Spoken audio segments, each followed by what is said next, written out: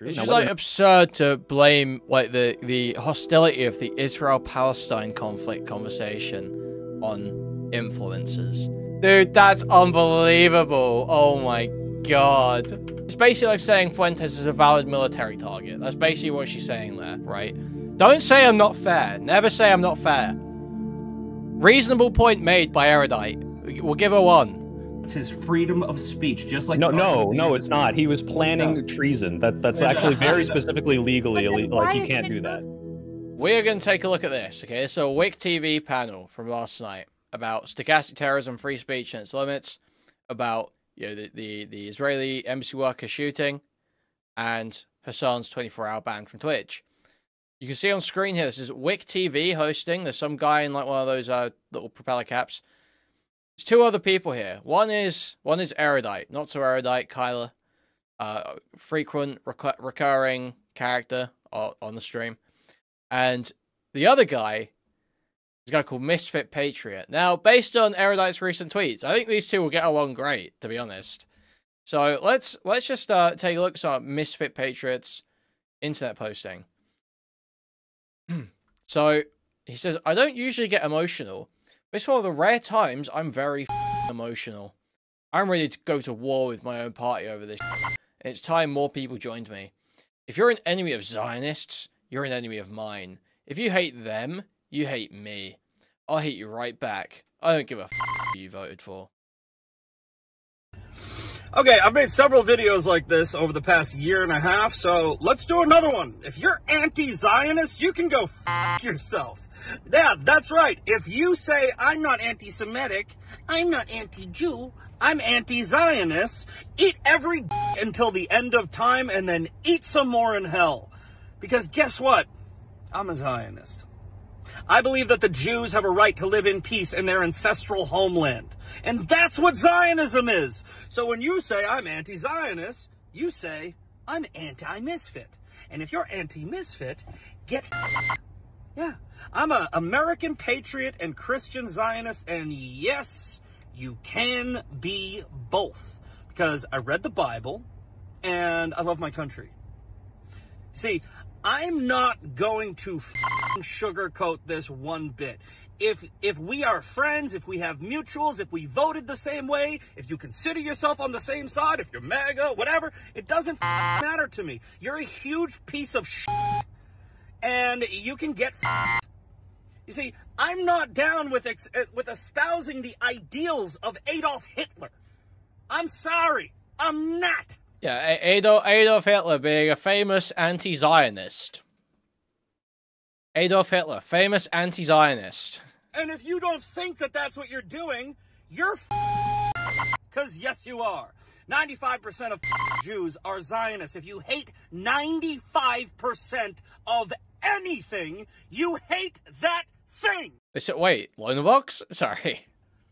There are 16 million Jews out there, and let's say 800,000 of them agree with you. You might as well be saying, I'm not racist. I got a black friend. You're a moron. Do you realize that the people that you are aligning with, you make excuses for the innocent Palestinians and the evil Zionists that are creating a fucking genocide? Look at him doing the truffle shuffle. You guys don't ever fucking talk about another fucking genocide ever! You care more about the USS Liberty, a friendly fire incident in the fucking, what, USS Liberty you mentioned? Awesome. No, that's more important. Well, wasn't even thinking about that. Christians being slaughtered in the Congo by radical Islamic terrorists. Over 67,000 terrorist attacks under the fucking name of Islam in the past 50 years. And you guys think that the 0.2% of the fucking population is the problem. Again, you're fucking retarded. And if you hate me because I'm a Zionist, I'll hate you right back, motherfucker. This is the fucking hill I will die on. I will fight for them, and I will fight you for them, because nobody else will. They don't have anybody else. So they true. Got me, motherfucker. So true. All Jews have is Misfit Patriot, the final defender of Jews. Thank you, Misfit Patriot. Thank you so much. So what else is going on with this guy? So he says, I'm okay with as many dead kids as it takes to stop Hamas. That's what he says, not me, just to be totally clear. Just to be totally clear for YouTube moderation. You people sound like woke leftists trying to make an emotional argument so you can argue from a position of moral superiority. You might as well put a rainbow flag and pronouns in your bio. If you try to emotionally blackmail me, I will pull your fucking card. Literally every single can, if that's what it takes to save Israel. How many kids were in Sodom and Gomorrah? God didn't give a fuck about how many because the number of people who were righteous was 0. Dude. The most just like absurd Zio shill racist ranting you've ever heard. Now, there is this claim that goes around a lot, which is that he is like a wife beater. He's like a wife beater or something. Wait. Or like beat his mother. There's like abuse allegations in this guy's personal life. I did look into this a few months ago, but if anyone can send me the more info, I don't know if Shamu's got that. Shamu's listening. Someone told me more about this and gave me something, but I can't remember who. But yeah, this guy's like a loon. Total loon. So let's have a look at him talking to Erudite. I'm sure they'll get along great. She loves abusive men and dead Palestinians. Okay. I've clicked all the buttons. I've dialed all the knobs. I think we are live. Welcome, one and all, to yet another episode of WhickTV. It's a cross-ideological space where we come together to talk about issues, both political and cultural, from the silly to the serious. And gang, we got a bit of a show for you tonight. Hassan has been banned for about 24 hours from Twitch for mishandling terrorist propaganda. And with the tragic and senseless violence we gotta do this. And murder of the 2 embassy workers, once again, we're here to talk about free speech, its limitations, if any, and stochastic terrorism. And we've got a great set of guests to do that. I'm going to give them each a chance to kind of introduce themselves, give a little, a brief intro on their thoughts, and then we'll get into it, gang. And remember, if you enjoy my content, as always, hit that like button, hit that subscribe button if you're on YouTube, if you're on Kick or Twitch. Click the follow button, and you'll always see me. With that said, welcome to the show. I make video essays. Sometimes I stream and call congressmen slurs. I am here to talk about stochastic terrorism. So yeah, I'm excited to do that. Okay, I guess I'll start with I guess what's most recent in the debate sphere. Hassan's ban. Do you think Hassan should have been banned for talking about the terrorist manifesto, or the terrorist manifesto that he read on stream, the shooters, to be clear? Do you think he should have been banned for that? Why or why not? Do you think that was a righteous ban? What do we think? Go ahead. Was he banned or was he temporarily suspended? It's temporarily suspended. 24 hours, yeah. That's what that means, yeah. Yeah, so it's not banned. You know, like, I mean, sure, it would be lovely if we lived in a world where there was no. Do you think he should have been banned? I don't know I know that he read something. I don't know exactly what he did, but I know that every platform has these community guidelines, and people get temporarily suspended all the time. I don't like it either. Hassan was not suspended for saying it looks like a false flag. Hassan didn't even really say it looked like a false flag. What Hassan said was, if you tried, you could not make a better false flag. I don't think it's a false flag. I think this is legit.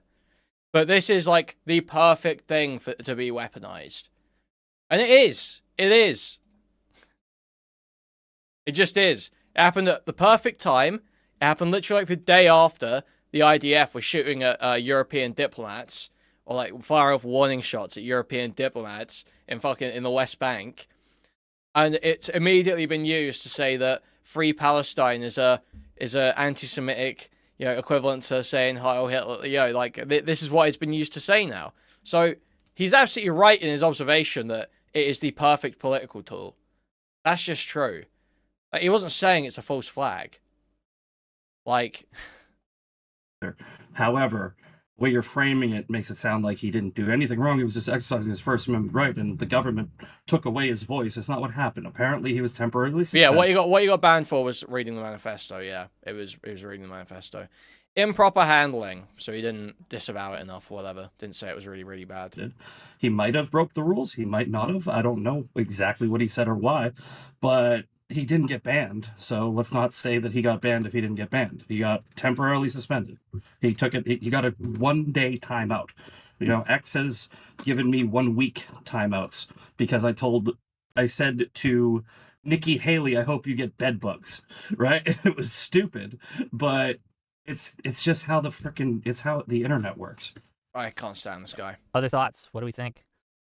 I mean, of all the things that Hassan could be banned for, I don't think this one was particularly bad. I say this also in ignorance. I haven't seen the clip on him reading said manifesto. I did read said manifesto, which is honestly, other than the fact that it is, used to justify horrible murders, like the prose and what it is itself is not particularly egregious. It's not calling for like other people to. Well, I guess it's arguable, but it's mostly just like, hey, here's the description of what I think is happening, and then overall, I think this justifies what I went and did, which compared to a lot of manifestos I've read is not nearly so bad. I don't think it's that bad, but depending on how he handled that on stream, maybe he should have been banned for that. But given it's no Elliot Roger. Let's be serious. It's no My Dark Twisted World. Let's be totally honest. It's no, it's no, what's that other guy? What's the guy that me and Jay Stalk read the manifesto of? The Jason Maloney or whatever? Seems like not one of the more egregious things to be banned for, which is interesting. Any thoughts, Kyla? Yeah, so I think we need to be specific about, so I'm so tired of like taking Hassan's narrative of what happened and be like, that's why. So like Hassan says he got banned for reading the terrorist manifesto. If anyone's actually watched the clips of him reading the terrorist manifesto, it's possible that it was for reading it. It's more likely the fact that he does like a lot of that, like, you know, when Nick Fuentes will be like, look, Adolf Hitler was a great painter, right? It was a lot of that behavior, right? So he never said it's okay to go and kill Jews, but he said, well, this guy isn't really a neo-Nazi. And, you know, the narrative around... That's like a tacit endorsement now of saying, well, he's not a neo-Nazi. That's an endorsement. Do you think he was a neo-Nazi erudite? Do you think that is what was... People, you know, this manifesto writer, he's pretty reasonable here. He's look, he's such a good writer. His prose is great. And using that to somewhat, I'm sorry, I'm trying to like fix this bright light going on. Okay. And people are using this to basically, he's using this to fundamentally like wash out the extremism within the actual manifesto and like the thinker. And he keeps insisting, for example, that this guy doesn't hate all Jews. You know, he's just really upset about Gaza. But then he makes this weird comparison to Luigi. Okay. Yeah, I think it's probably true. Mangione, and even in his own chat, they can't track it because his own chat is being like, yeah, he's different than Luigi because Luigi targeted the guy who actually affects healthcare, and then this guy targeted people who don't actually affect the war. And then like, oh wait. And I think in the middle of that, he realized that he's basically justifying anti-Semitism. It's not justifying anti-Semitism. They worked for the Israeli government. They worked at the embassy. It's like part of the Israeli state that is carrying out the genocide. Well, you know, arguable genocide, I guess.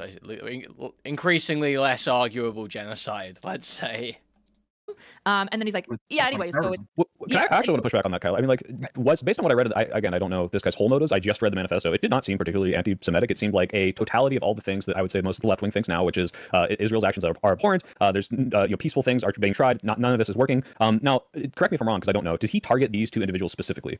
No, he went in to kill more than just these two people. His gun ended up jamming. He shot these two just because they were the first two that he saw.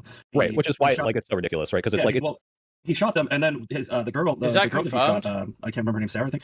He shot her once she was crawling away, and he went over her body and shot her in the back a second time. Right. So it was execution style. And his gun jammed. This is per the reports that the police put out. So for all we know, he was going to kill 15, 20 more people. Yeah, mass shooting as much as he could, yeah. Yeah, but it's just his gun jam.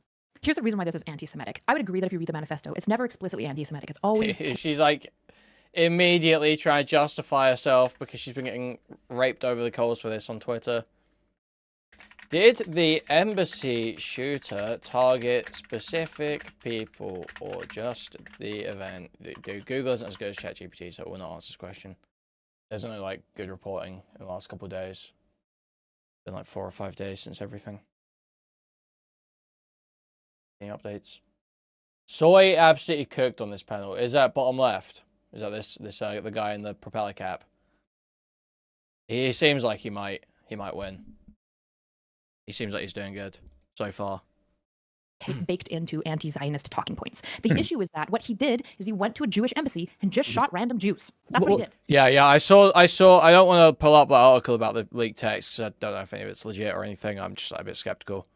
But yeah, from what I see of that, it's just him talking about how, you know, the genocide's like so insane, and you know, he's saying like, he said something about white genocide, but like, you know, positively. But it seemed like he was anti-Semitism. He was saying that one of the good things Stalin did was ending the most anti-Semitic regime in history, or something like that. So he obviously wasn't a Nazi. Hassan seems to be correct when he says that.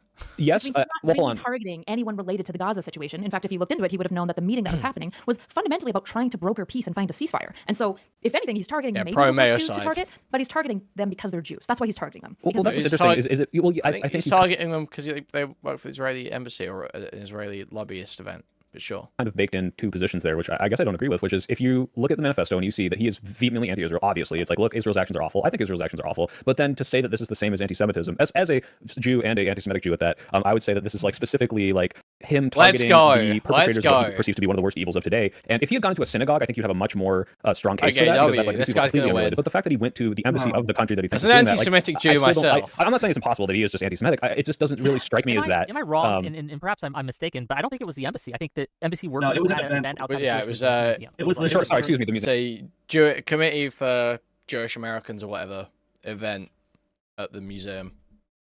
But the guy knew about the committee, the lobbying group, because he followed it on Twitter. It was his most recent follow on his Twitter account. Yes. It was a Jewish youth event. He was going there to kill Jews. I mean, let's not play this game of Zionism versus Jews, right? Because 80 to 95% of all Jews are Zionists, right? So if you hate 80 to 90% of a people group, you hate the people group. So right? like again, this 80 to 90% of all Jews are Zionists. This is coming from that exact poll that me and Lonebox were talking about. It's like positive feelings or whatever. It's just like, dude, shut up. You have no idea what you're talking about. People that are like, I'm Jewish and I'm anti-Zionist. Okay, are you a religious Jew? Are you an ethnic Jew? Because there's a big fucking difference, right? Religious Jews, they say that the numbers are up. No, he's Jew checking. Actual religious Jews with actual. Yeah, well, that's not most fucking. I think most Western Jews at this point are probably leaning more secular. I think they're probably particularly practicing. I thought the stereotype of a Jew right now is like basically an assimilated white atheist, but that kind of might like Israel or has connections to some music industry or TV. That's like the stereotype right now. I thought it is like more secular. No, they corrected it. No one thinks they shot up an embassy. It's embassy workers at an event at a museum. Embassy workers at a lobbyist event that was at a museum. And Israelis, the number's very high. And then there's this polling and demographic of young Jews, right? It's basically secular Jews who are only ethnically Jewish. And those are, the high number of them are becoming more and more anti-Zionist, which is, it's really conflating two different things, right? There's Jews and there's Jews, right? Like there's people who just have a Jewish mother, Jewish family, Jewish ethnicity. Yeah, that's probably you. Now, this guy went to a youth Jewish event and he didn't target, I don't think that he was going up to people like, are you Jewish? Yeah. So it's this Weiner article, right? Yeah, we saw this the other day. Israeli ambassador Yekel later says a Washington attack on diplomats was deliberate and pre-planned. Dude, Israeli names just crazy. These Hebrew names be going crazy. Linking suspect Elias Rodriguez, Mexican name, Rodriguez's Gaza motive to broader diplomatic tensions. Terrorists who murdered Yaron Lachinsky and Sarah Milgram outside the National Museum of American Jewish History in Washington late Wednesday night deliberately targeted them after identifying them as Israeli embassy employees. Israel's ambassador to the U.S., Yekel later said Friday. So yeah, apparently he stalked them. Let's read this. Mingled with participants at an event hosted by the AJC earlier that evening, gathering information on embassy personnel. After arousing suspicion, Rodriguez was asked to leave. He later lay in wait outside the venue, ambushed the couple at point-blank range, and confirmed the deaths, according to the indictment filed against him.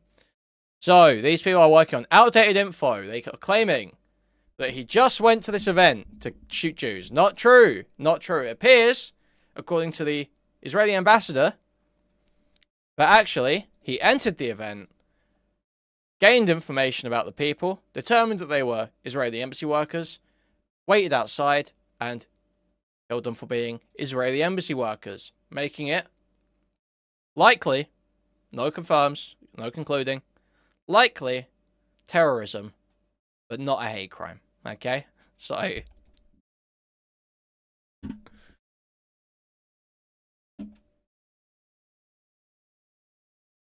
all heaves are wrong, but it's not, dude. This is the thing, that all the people pushing this shit are even fucking Jews, man. It's retarded.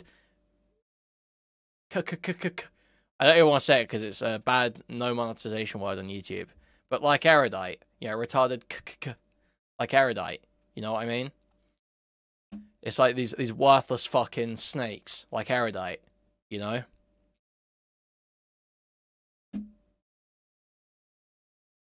That's the sort of people who are pushing this. Concluders. Con men. Pulling the trigger. He was going there because it was a Jewish event, period. Right? There's no justifying it away. And his manifesto, which was talking about how, you know, you need to actually enact violence in order to enact peace, is bullshit. It's terrorism. Right. You know, it is 100% terrorism, but I want to be super clear here. The reason I'm even pushing back a little bit is because I've seen the big difference between someone who, like, ostensibly is like, hey, every Jew is bad, like, you know, these like super far right, like Nick Fuentes' types. And I'm not saying that being, I think that there's clearly a distinction between I am against, like, tell me if this is crazy. If I'm just a average American, I'm not bought into all this internet crazy politics, and someone comes up to me and says, hey, look, the Israeli state is doing this in Gaza, regardless of whether or not you think it's the worst thing in the world, doesn't matter. They're just like, hey, this is what's happening, this is how many people died, and this is how many children died. And then I say, wow, I really don't like the state of Israel. Would you consider that anti-Semitic? Because I think there is baked into that a lot of anti-Semitic people, but I don't think that inherently is anti-Semitic, and I think a lot of people will criticize the state of Israel for its actions, and because it is, you know, the Jewish state, they get to hide behind that label of anti-Semitism, which I don't think is always the case. Not to say that there's not anti-Semitism painted at these people, because there absolutely is. You know, if you're just, I don't like what Israel's doing, I don't think that is inherently anti-Semitic. This guy might have been. Before you respond, just real quick, before you respond, I just want to remind people, like, this isn't the core of the discussion and the debate. I mean, obviously it relates to it, but I just want to just kind of after you guys have this back and forth, I want to try to get us back a little. Just do one quick response, then we can move on, because I know you really want to talk about the free speech restrictions on people. So here's the thing. There's this word game that's going on between people who are like, they're like, I'm not anti-Semitic, I'm anti-Zionist. I just don't like what Israel's doing. I just. And you may be right that there are some people who feel this way. So there's some people who are like, I don't like government corruption, I'm anti-war, I'm libertarian, this, that, and the other. The vast majority of people that have adopted the cause. So if you have a big tent filled with a bunch of people who hate Jews, and you're in the tent, but you're going, I don't hate Jews, right? It's like, hey, but you know, you're going to be lumped in. It's the same thing that we do with everything else with any type of tribe. It's like, oh, all MAGA's racist, or all this or all that. And you go, but I'm not. Oh, but all these other people are. You're viewed by the company you keep. That's all I'm trying to say. And we can move on to the free speech thing. Well, do you can I ask one real quick clarified question? Because I want to get on you can. Right. Okay, fine. Go first. Fuck it. Well, yeah, I guess to just take this to the absurd extreme, like, does that mean that, because, like, anti-Semites will always say this, right? Because they hate Jews and it's a Jewish state. Does that mean that no matter what Israel would ever do, like, even if they nuked Gaza, or if they, you know, were like committing like literal Holocaust level, like, I am putting all these guys into camp, we're just gunning them down, 10,000 a day, like, would criticizing that no matter what be anti-Semitic? Like, are they immune from criticism? Is what I'm No. I've criticized them before. I'm a theological Zionist, so I only support the Jewish people. I don't support a state or a country of Israel. However, I've also looked at this evidence. I've followed people like John Spencer, military experts who are covering this war, and the way Israel is handling it. It's not this genocide that everyone keeps saying. Now, you can have that opinion, and that's fine. And you can criticize Israel's actions, like allowing certain things to happen. I mean, I don't want to get into the specifics because we'll go down a rabbit hole. But I think that there's corruption in every government. I think that Israel is a government, and I think there's corruption in it, right? Sure. That being said, they are no more or less corrupt than our own government. They are no more or less corrupt than many other governments. Yeah, anymore. I'd say that. I'd say America has successfully dropped to Israel's level. Yeah. Around the world. The hyperfixation on Israel's response to a terrorist attack where they raped and murdered 1,200 people, it's just bullshit, right? We had the World War II, like the Allies with the Royal Air Force bombing Hamburg, Germany, 9,000 tons on Hamburg, 250,000 displaced, 40,000 dead, 40 more thousand injured. Nobody called it a genocide because it's a fucking war. So just be honest and say what's happening is... This Misfit guy monologues about himself for 90% of this panel. Yeah, and I bet no one stops him because Wick is completely fucking bitch made, and so are most of his panelists. It really is crazy. It's like absurd. Wick's panels, not only is he, but everyone that goes on them are just the most boring, go nowhere losers. Apparently the soy guy does a good job. Apparently he's doing okay so far. But Misfit Patriot, Erudite. They have fucking, who else they always have on here? I'm trying to think, who's a WhickTV mainstay? Lactoid's alright. I don't mind Lactoid, but he is a bit go nowhere. He is a bit boring and go nowhere, I've got to be honest. Unfortunately. Like, with $10, Titty Boy. Maybe the Zionists wouldn't have so much nice stuff if God didn't agree with them. Woof.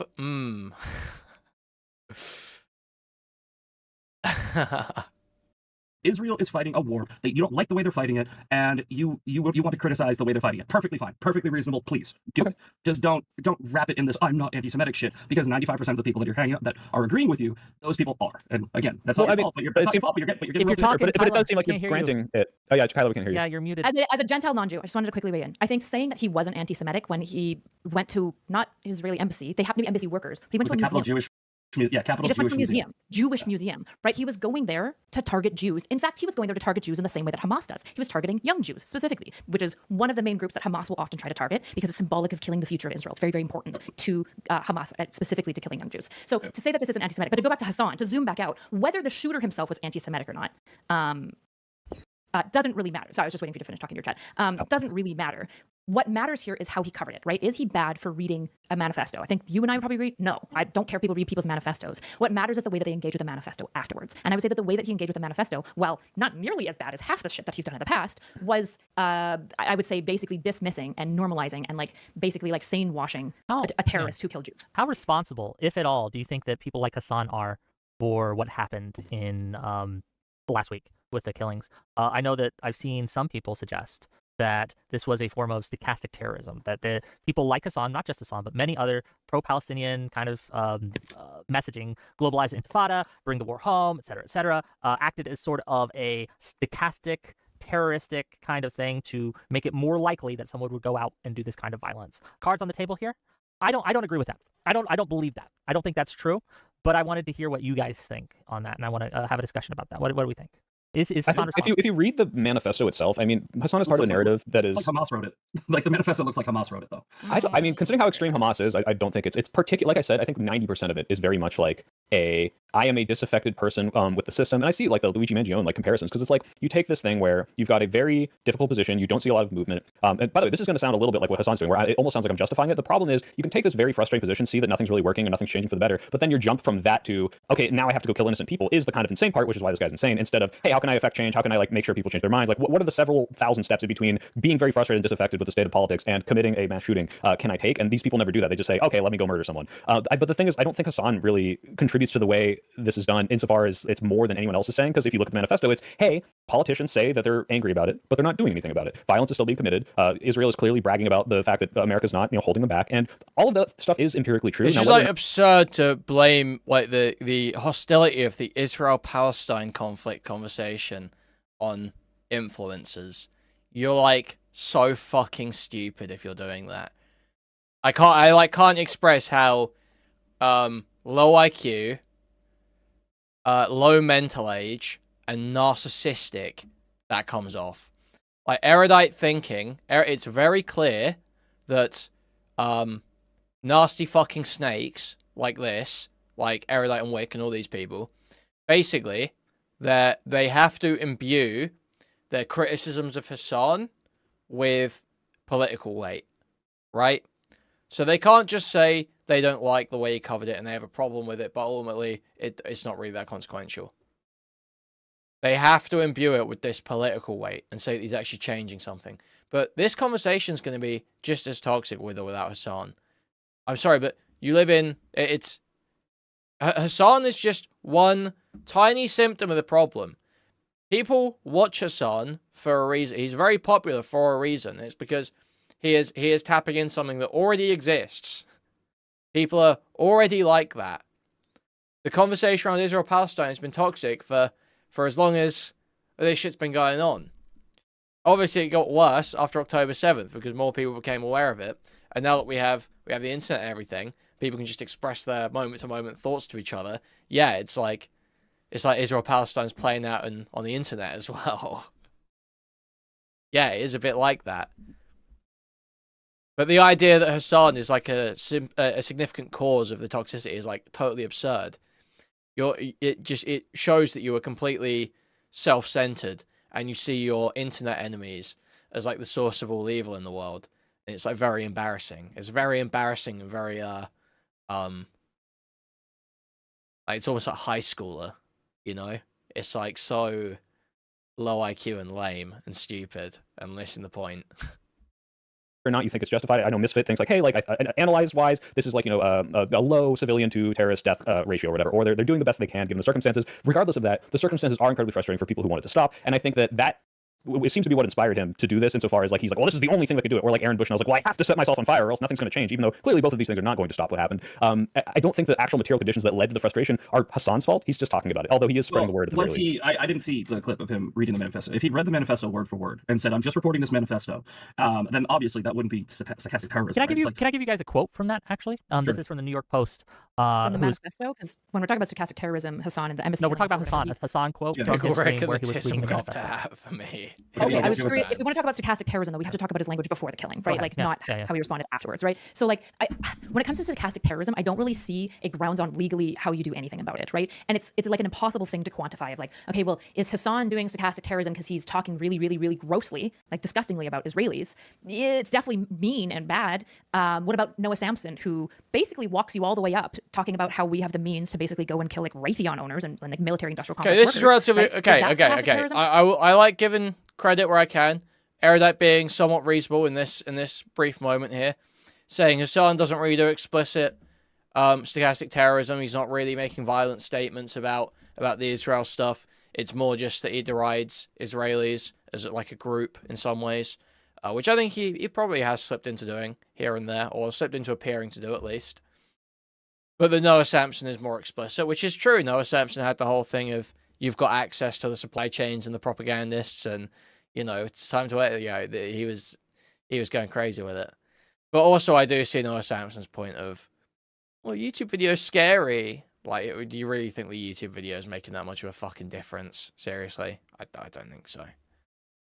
That's probably more in its ilk. But again, even if Noah Samson's viewer goes out and kills a Raytheon worker and cites Noah Samson, I don't know legally on what grounds we go, you're at fault, and now we can like criminally or civilly charge you. I don't know. It's calls to violence in the same way you violate the First Amendment. If someone says like, no, so like say someone says something like, wow, the Second Amendment people should do something about that. That is clearly like, I'm implying that someone with a gun should go and do something with a gun to this person. I think that is criminally chargeable, is it not? I'm pretty sure in these cases where you walk all the way up to the line but don't cross it, you don't cross it. If you don't cross the line, and obviously I think Hassan is, well, didn't he post has he not posted a picture of the gun used to kill Shinzo Abe in response to a senator saying something mean?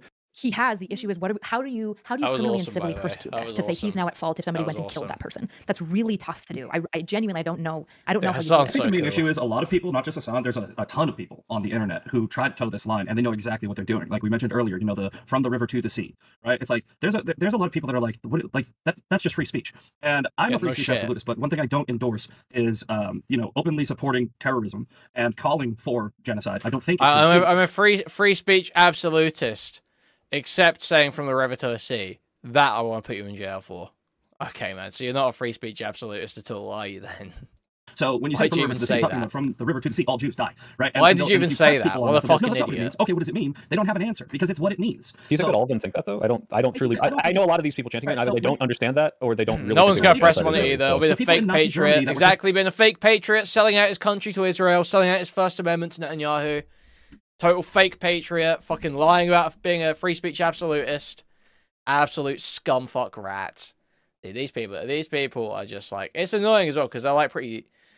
Like the soy guy seems pretty intelligent. I want to say they're all dumb, but like no one's picking up on anything this retard saying and like challenging him in the moment. Like interrupt.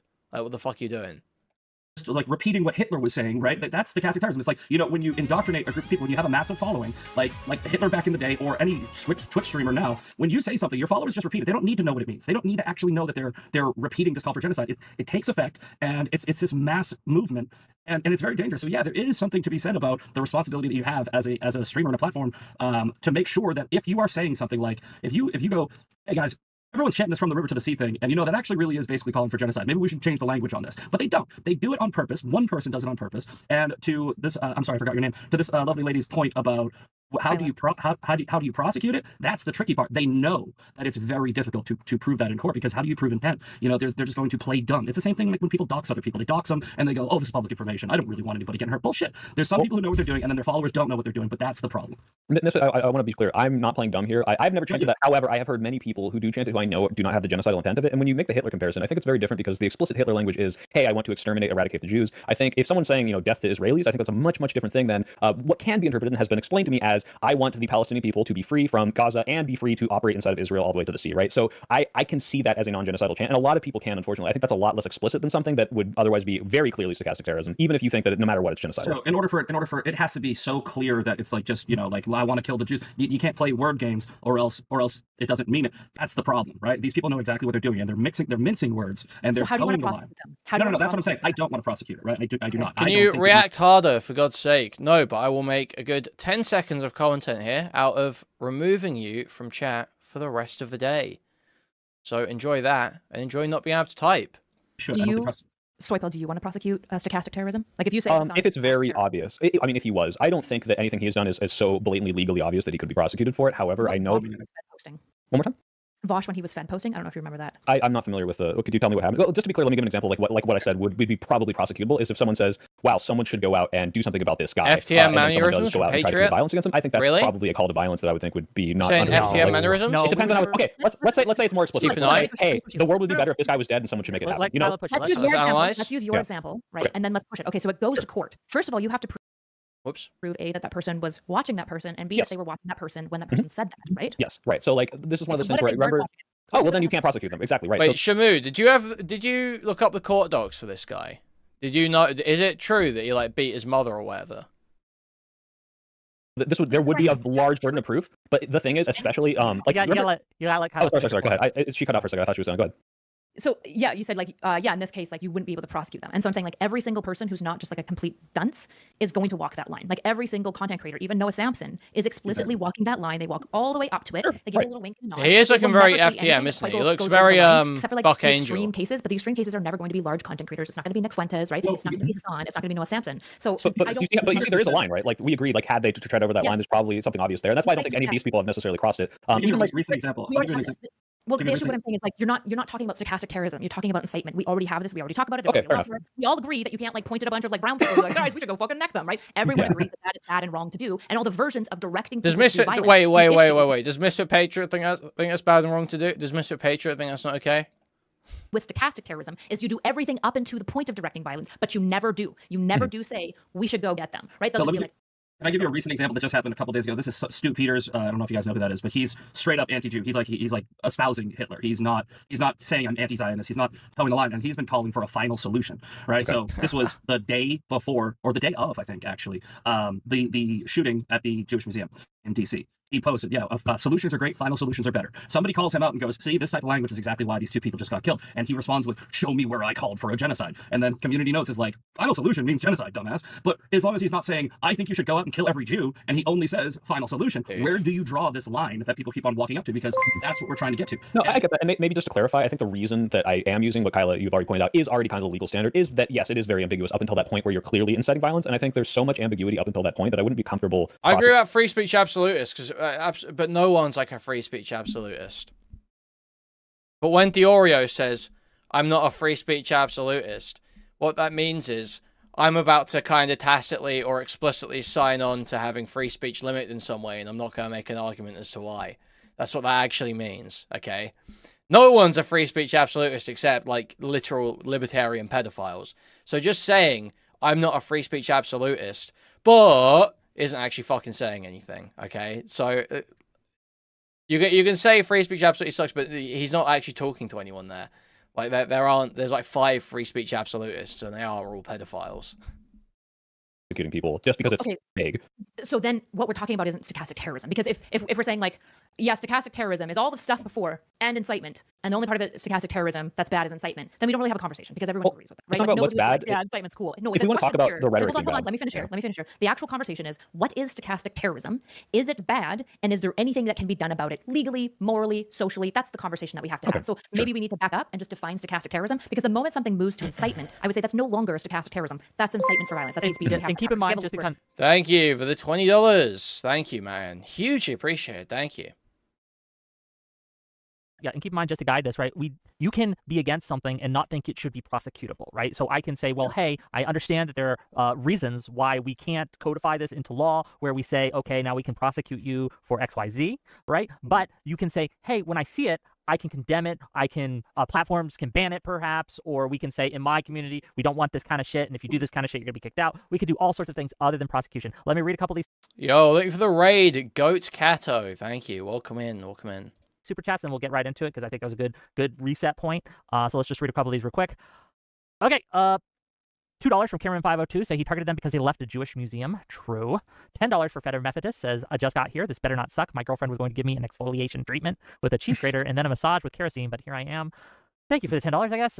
Appreciate you, buddy. $10 from Doobie to say, if from the river to the sea is genocidal, when pro-Palestinian activists say it, what does Misfit think it means in the Likud party charter? Is it genocidal there too? If not, why? You want to respond Good to that? question. Yeah, it's a whataboutism argument. Look, it just means It's what a it means, man. whataboutism. It just means what it means. Dude. Dude, that's unbelievable. Oh my god. Left a Jewish museum. True.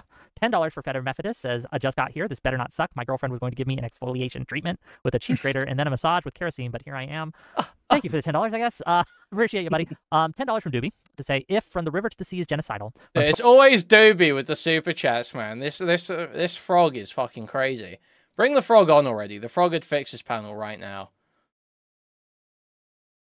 Palestinian activists say it. What does Misfit think it means in the Likud party charter? Is it genocidal there too? If not, why?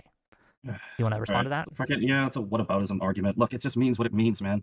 I fucking hate whataboutism. It's the dumbest, laziest fucking way to do any type of argument. Well, But dude, what just about- answer the question. What about Just doesn't answer the mean shit to fucking me? question. Focus on what I said. From the river to the sea is a call for genocide. Period. Okay. It's what it is. So, the Likud charter has a call for genocide in it. Yeah, so we're on the same page.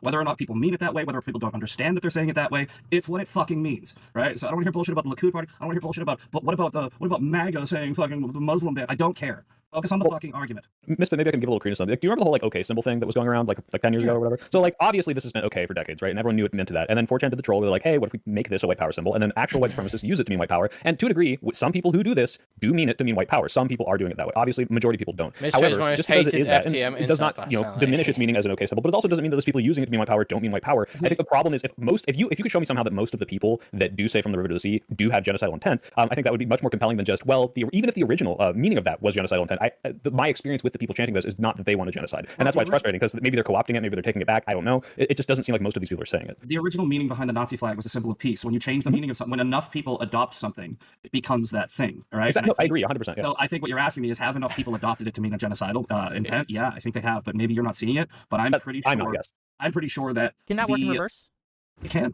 It can work in reverse. You can take something that's the comparisons are insane. We're literally, it's like saying, oh, Hitler, it's like the Nazi flag, free Palestine, and from the river to the sea. That's the phrases we're talking about right now. Okay, things that are mostly chanted by like retarded, progressive, like white girls on college campuses. Are genocidal calls to action. Okay. Make it to something benign.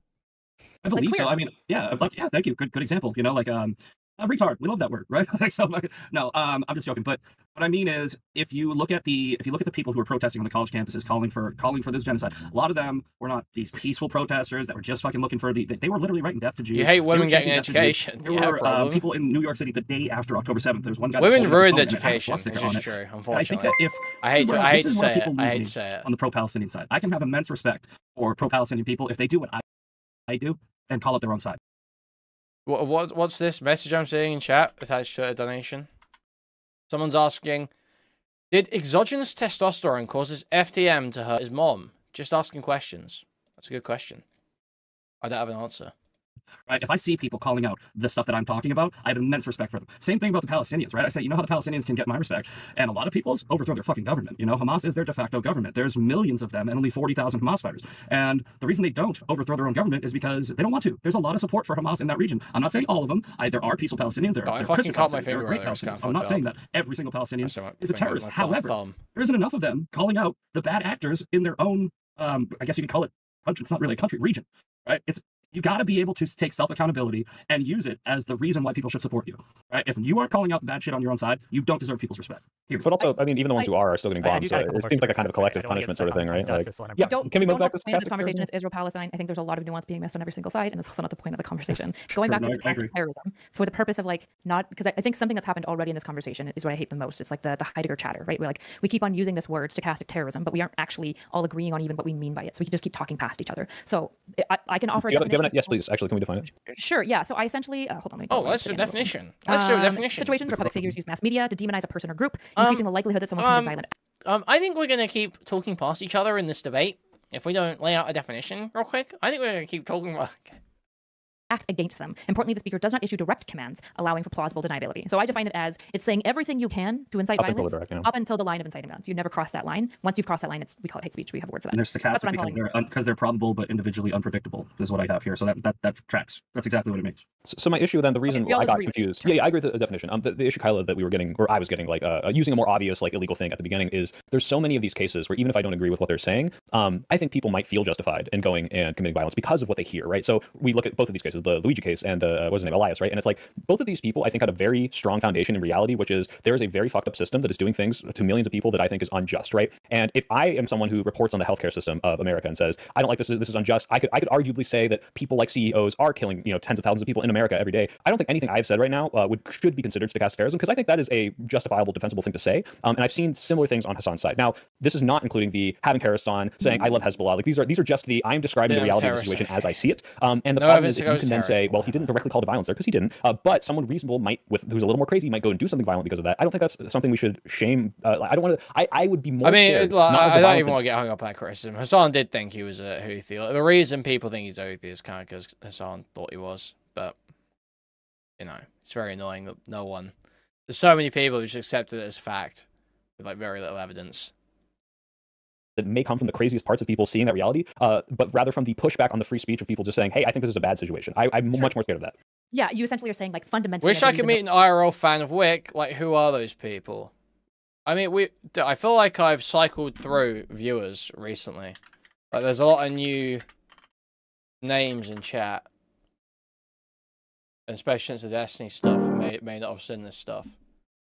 Wait, he removed it. Wait. Dude. What? Has anyone got it? Where's Bug around? Bug's offline. Fuck. Dude, this is fucked up. Dude, this is so fucked. The title, it was the Progressive Victory one. The canvassing film that he shot. Wait, did I react to it? I don't see it. Can't post a video. Yeah, I don't see it. Fuck. Do it. I must have reacted to it, no? Wait. Yeah, it's this one. It's this one. Look, this is from the Progressive Victory DGG canvassing event that Wick was at. Look. Shit on too. I'm Will, and this is my channel.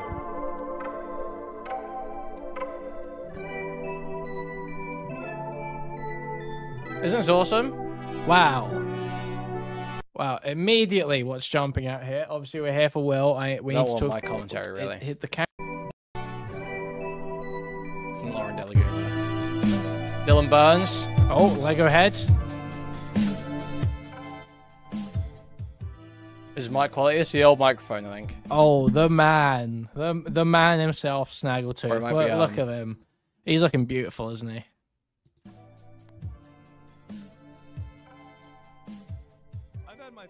Oh, and the audio is mixed fucking horribly because it's a Will video, of course. Previous video called The Feudalist Hierarchy of Online Politics.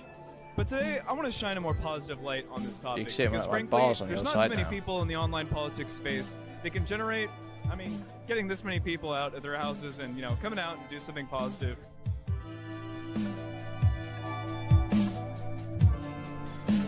Isn't this awesome? But it's an epic video. Well, he's epic don't Destiny you guys fans. wish you were there to play? Don't you wish you were playing Magic the Gathering at this table right now? Don't you wish? I bet it smells great past me. I do wish I was there.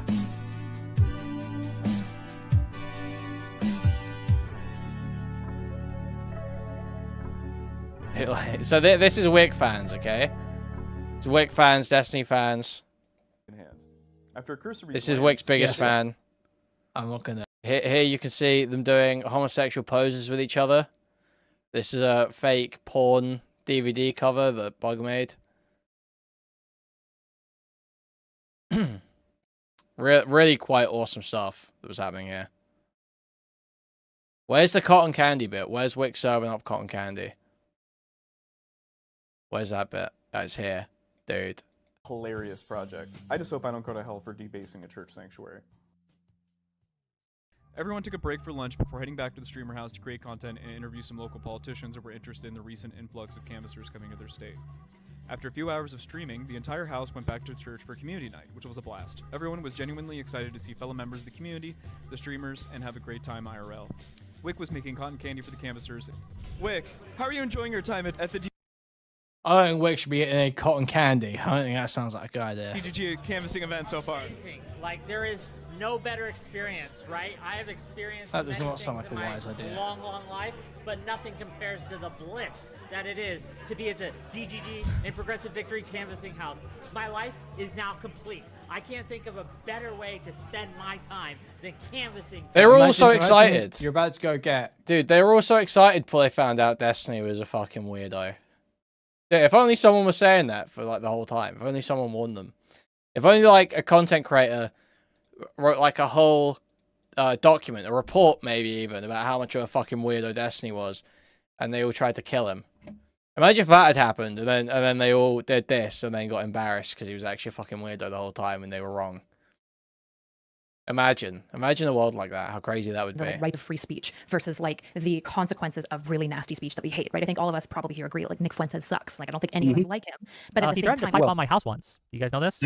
No, Tried to I was pipe on a bomb. panel with him with Stardust, and back when he'd go on Stardust's panels, and he's like, "I'm gonna pipe bomb your house," and I was like, "Okay." So here, actually, you know, this is a good point. If I can jump in for one quick second, because Nick Fuentes, I think, he's pretty smart. I hate giving him credit, but he really is.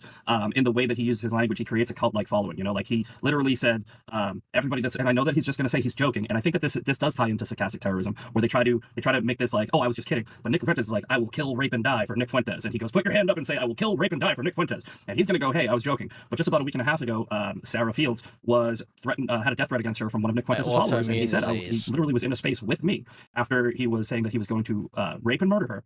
And he said, I will kill, rape, and die for Nick Fuentes, and he was not joking. This kid had mental issues. So what is the line? How do you define KRD. Up to the line, not crossing it, and then hoping somebody will do something that you're just giving the winky wink nod to. I want an And army this of is why I brought up apes, the or the KRD. because I Okay, believe it is a form of stochastic that's what I'm terrorism. I looking believe for. That when the left was saying that, you know, all the white people and all the rich people are so evil, and the healthcare CEOs are killing people, and this, that, and the other. Also, I is believe it that's what ape inspired together the strong? I'm doing the hand How do you thing. draw the line? You don't. It's Right? that, Because isn't what we it? have to do is we have to protect free speech at all costs. Where's And the way the- to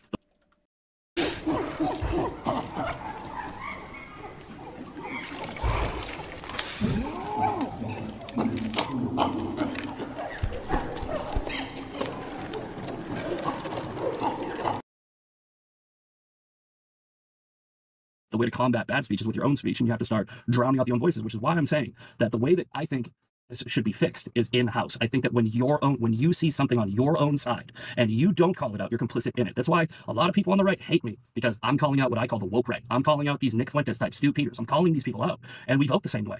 But why am I calling them out? Because it's wrong. It's wrong what they're doing. I'm trying to make my voice bigger than theirs. No, I agree with that completely. Oh, go ahead if you want to say. I would already talk, Kyle.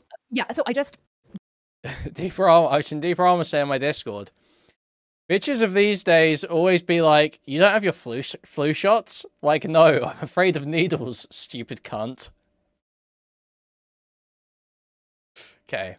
Thank you for the $5, Monk, for the pair character, blowing a party blower, and having a great time.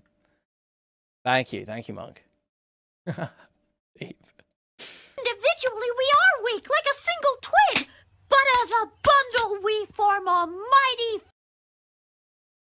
going back to stochastic terrorism, I think to be functional here, we should probably talk like, so I suggested, I don't think that there are grounds by which we can legally do anything about it right now. There's nothing that I can think of because I can't think of specific criteria that I might be able to bundle apply of to somebody sticks? like Noah Samson, who I think has done much more explicit. A things what like, oh, now? That is for sure stochastic terrorism. Like I think he's very extreme on that. A bundle of sticks? That I don't know that I couldn't apply to Lauren Southern. But What I does don't know that if I mean? blame Lauren Southern's great placement theory videos for Christchurch. white nationalist shooters. Right, exactly. And so it's like, or PewDiePie was named as well. I obviously don't blame PewDiePie for this. So we're not going to take the word of the shooter because we don't trust crazy people. people to know like what caused them to do this. And so my issue with legalizing stuff around stochastic terrorism is that I don't know how do you create a satisfying criteria that you can absolutely apply to somebody like Noah Sampson that you definitely couldn't apply to Lauren Southern, because I think Lauren Southern's like great replacement video is also really fucking awful. It's just less in the direction of like walking you up to the line of violence as Noah Sampson's Raytheon comments. But again, like what are the Raytheon comments? I haven't heard them. Can you tell what were they? I'm gonna butcher it. So I'm gonna give you the gist. Somebody might correct me in chat. Get your super chats ready to correct Tyler. Just to clarify, you want $20 to correct Tyler live on air. Okay, gang, come on, get your super chat. Anyway, sorry, guys. That was actually a great time to remind you. Okay, we're gonna do a quick show. Okay, guys, do a quick show. There's 499 people right now, 64 likes on the stream. Some of those 430 people. And please moving the cursor to the thumbs up and clicking it, or pressing a thumbs up on your mobile device. That'd be hugely appreciated.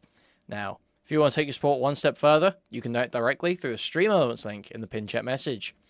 You can also buy a membership to the channel, gift a membership to the channel, gift a whole bunch of memberships randomly throughout the chat, buy a super chat, which will highlight a message and read it on TTS, or buy a super sticker, which is a YouTube image or GIF that'll be highlighted in chat, and I'll describe it to you.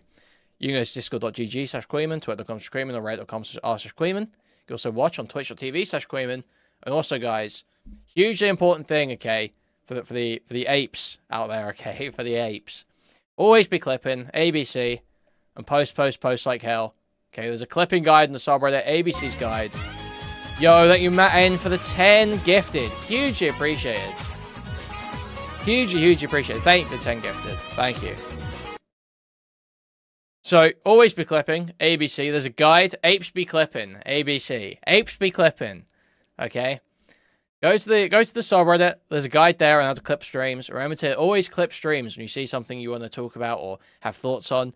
And then post like hell. Run the Twitter account, run the Reddit account, run the Discord account. Be posting stuff everywhere, sharing it around this community, sharing it around other places, and just editorializing and talking your shit. The people you hate, the thing they fear the most is you talking your shit and clipping.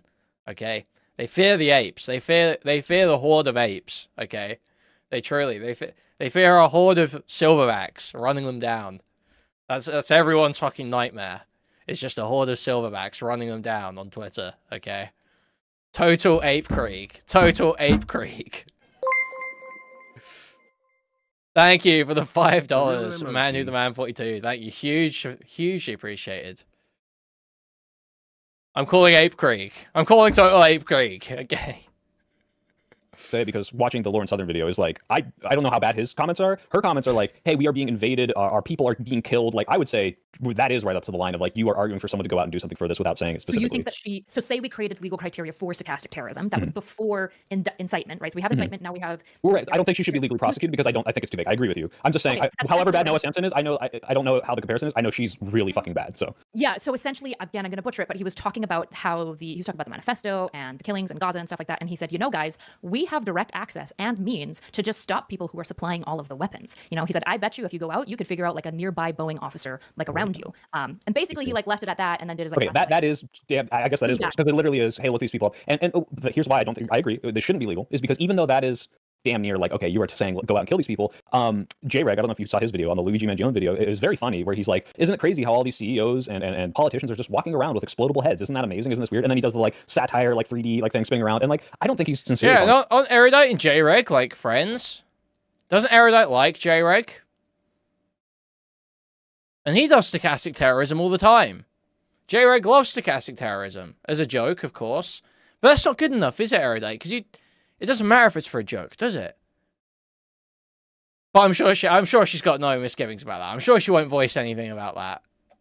Such a reptile, man. Violence. I don't know for sure, but like based on what I know about him, I don't think he is. However, I would say that is almost one-to-one with what you just described with Noah Sampson of like, yeah, someone could absolutely read this and go do something good. Now, I agree with Misfit, who I guess is back. Yeah, I didn't kick him, gang. I didn't kick him. It was not my fault. I don't know what the fuck just happened. But Misfit, I was just about to give you credence, which your idea of like policing your own is 100% like, if we want to make this panel calling out, and I think we should, people on, well, at least my side, I don't think you're on the left, but me and Kyla are, saying, hey, Hassan and Noah Sampson, and like, you know, as much as I might understand your plight with Gaza, I think this is awful and we should do something about this, you are pretty much saying go out and do something about this in a violent way. That is, I would say that Noah Sampson one, absolutely stochastic terrorism. I don't know if legally I want to pursue it, but 100% we'd be like, hey, this is bullshit and you can't do this. Like, this is, at the very least, be deplatformed from a private institution. I gotta let Misfit weigh in, but I gotta get through these super chats. So okay, you guys can hear me, right? Yep, it's saying I can't. Okay. I wouldn't even go as far as to saying prosecute. Like, it's like, this isn't, or even deplatform, right? I don't like the deplatforming thing. I don't like the censoring and banning thing. I think that Kanye should be able to make as many Nazi shirts as he wants so that we can identify these fucking people when they walk down the street. I think that it's really as simple as I'd be rocking in that regard. Literally just start being the voice against the other voice, right? Because I think what happens too much is people get into this tribalistic mentality of, well, we're on the same team, so I don't want to say anything about, Susie over here, who's being really bad, because Susie has a lot of followers, and I don't want Susie's followers to start coming at me, and I don't want to get kicked out of the group, right? If you get into that mindset, like, this is what I say about this, like the squad and everything, like AOC and Ilhan Omar. I think that the reason why the Democrats lost the 2024 election was not because Donald Trump was so well liked, it's because the Democrats were so well hated. Like, that you guys went too far, way too far left. You allowed the crazies in your party to become the most prominent voices, and people were like, the regular people that aren't on either side, just the people that don't fall apart, they go, no, I'm not down with this.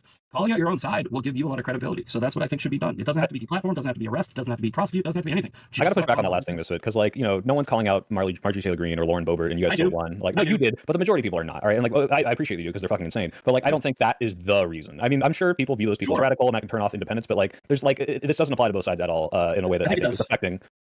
All right, I don't see that, but it's fine. We'll get into maybe let's get into the social response, because I think we're all agreeing that there should be some, like, if there can't be a legal response, then there has to be a social response, because I think we all agree that stochastic terrorism is bad, right? And my issue with the lack of legal response is that legally we very much think it's bad. Stones will break your bones, and we try to legislate.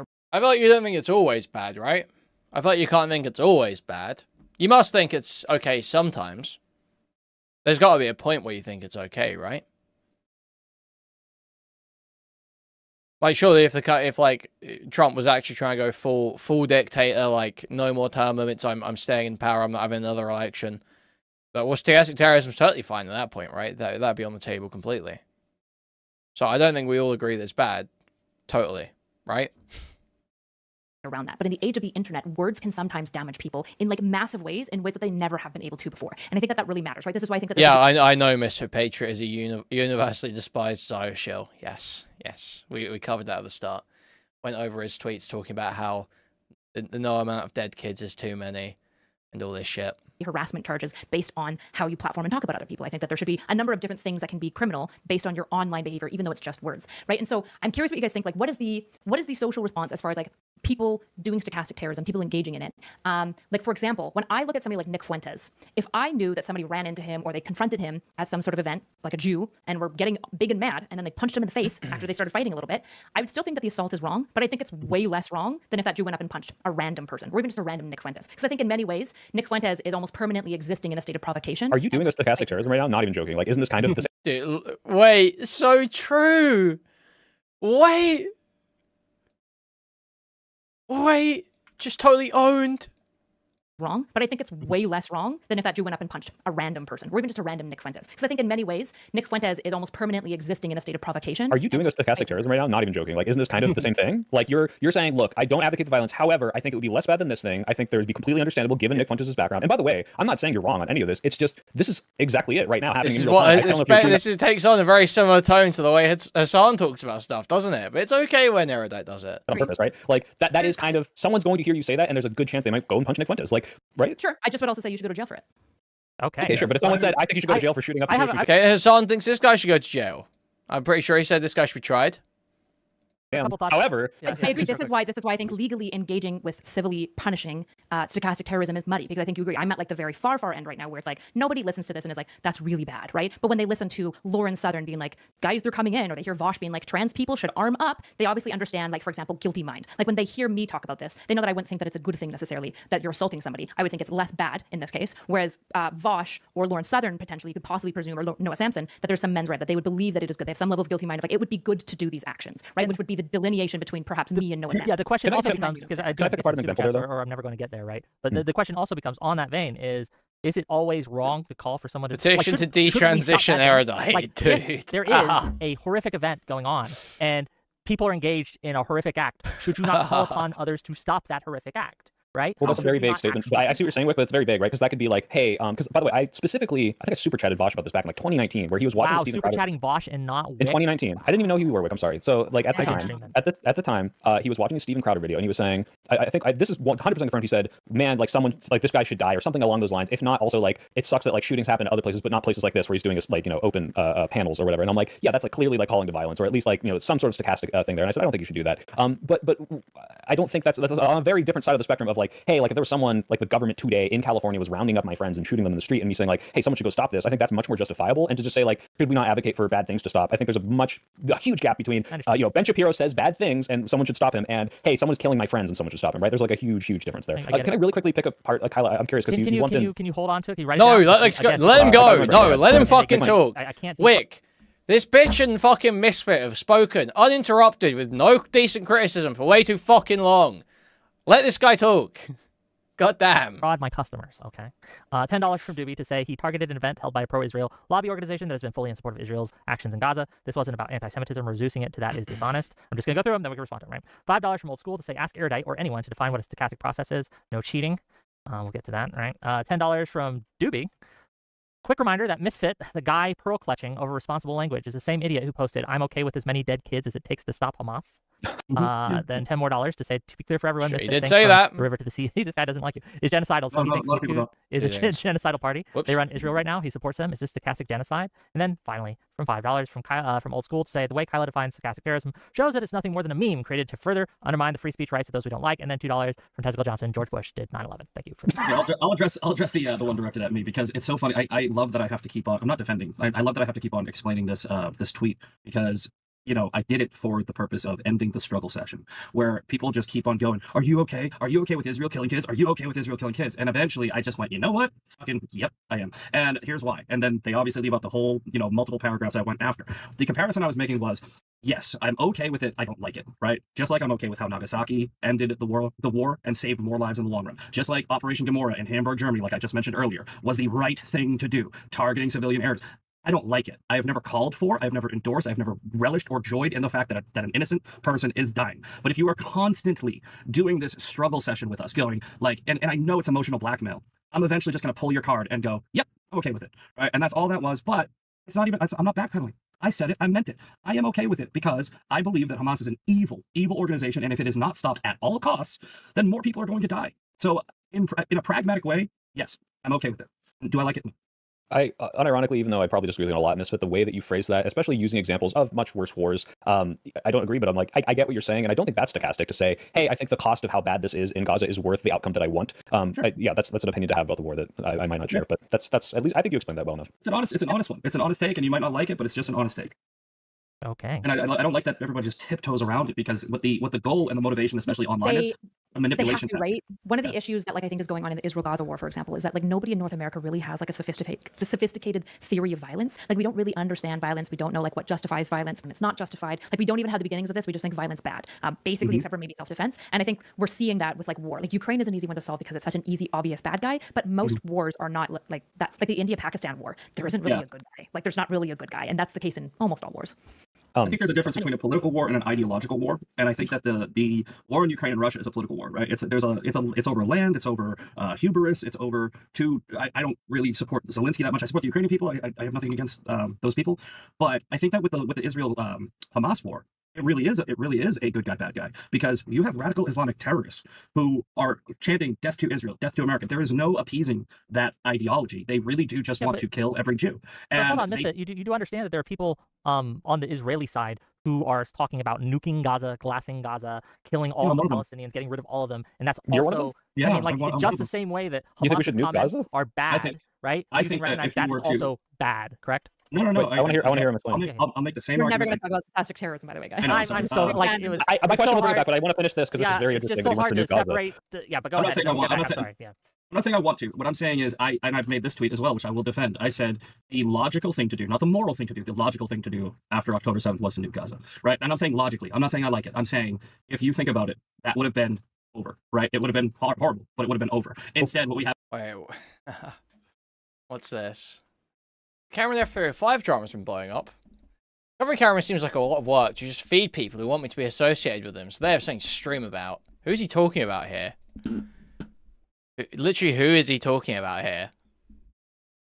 You think I'm gonna do a whole stream about your association with Cameron 445? Does he mean Dickers? Does he mean Aiden? Actually, who does it even mean?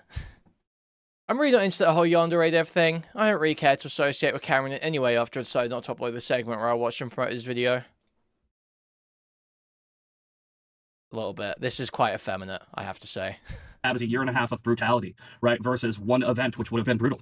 So no, I did advocate for it. I take it back. I don't think. How can you not call it a genocide when you have those statements, though? Yeah, if you're like, literally, that would be better. This is the problem with using the term genocide. Okay, if you use the term genocide, you have to understand what genocide actually is, right? Genocide is trying to eliminate a people group, right? It is the systematic eradication of a people group. Hamas is not a people group. It is a terrorist organization. It's not a people group. But if you did the whole Gaza, that's all Palestinians, right? Israel does not want to kill Palestinians. That's the problem. No, okay, whatever. This isn't the topic of debate. I'll go back to my question. So, Kyla, one of the examples you brought up, because you had Lawrence Southern, Noah Samson, both of those seem really bad. But the specific Vosh one, I gave an example of which I think is a bad Vosh one. But the Vosh one you said of trans people should arm up. I have said similar comments in the recent weeks because I think that what's happening right now in the government is very scary, and I think that there's a very justifiable fear of people like door knocking, overstepping their bounds, and like a fascist like kind of takeover of an oppression of minority groups. And I think they hate that you post. They hate that you notice. Okay. Sarcastic necessarily about saying, hey, you should arm yourself just in case, especially if you add on, I don't think people should be going out and committing violence against the government right now. I think this is incredibly unhelpful. If you look at this Elias Rodrigo situation, not only are they going to be using this to persecute people who say free Palestine now or who wear the keffiyeh, but it's just, this didn't move the needle, I think, at all. Sure. But also say you should arm yourself. Do you think that's stochastic terrorism?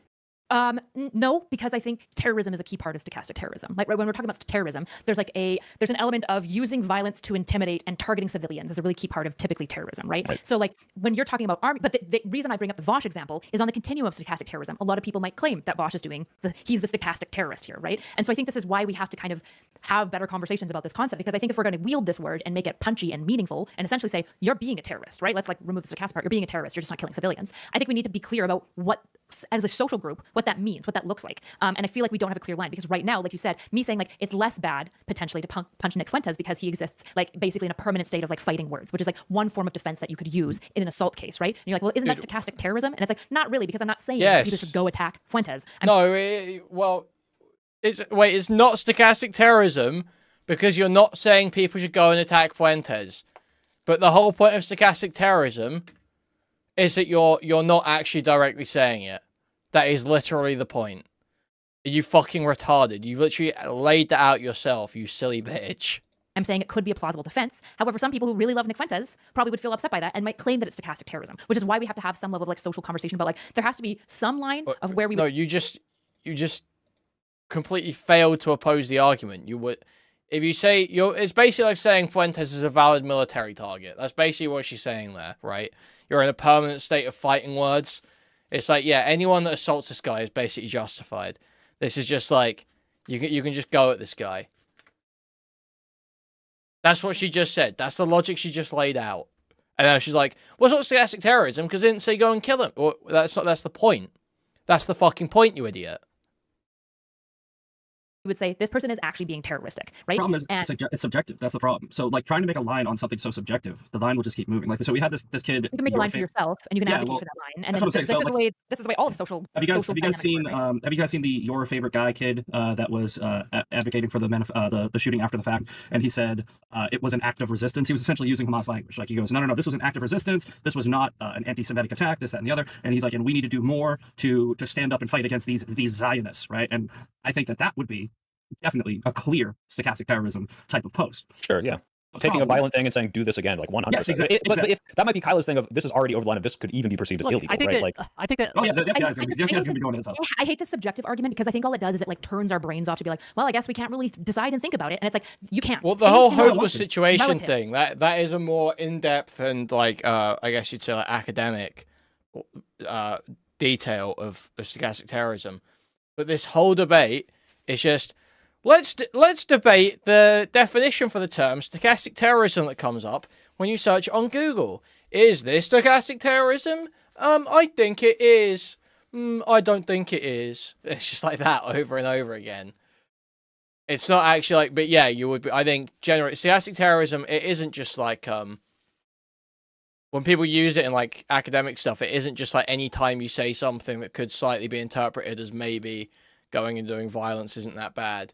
It is like more of a label that's put on someone's rhetoric as a whole, like showing something to be a hopeless situation, indicating that violence is the only option, not necessarily outright saying that, but indicating that, leading them to that point, reinforcing that repeatedly, you know, putting sort of like a time limit on it almost, you know, saying it's like urgent and that something has to happen.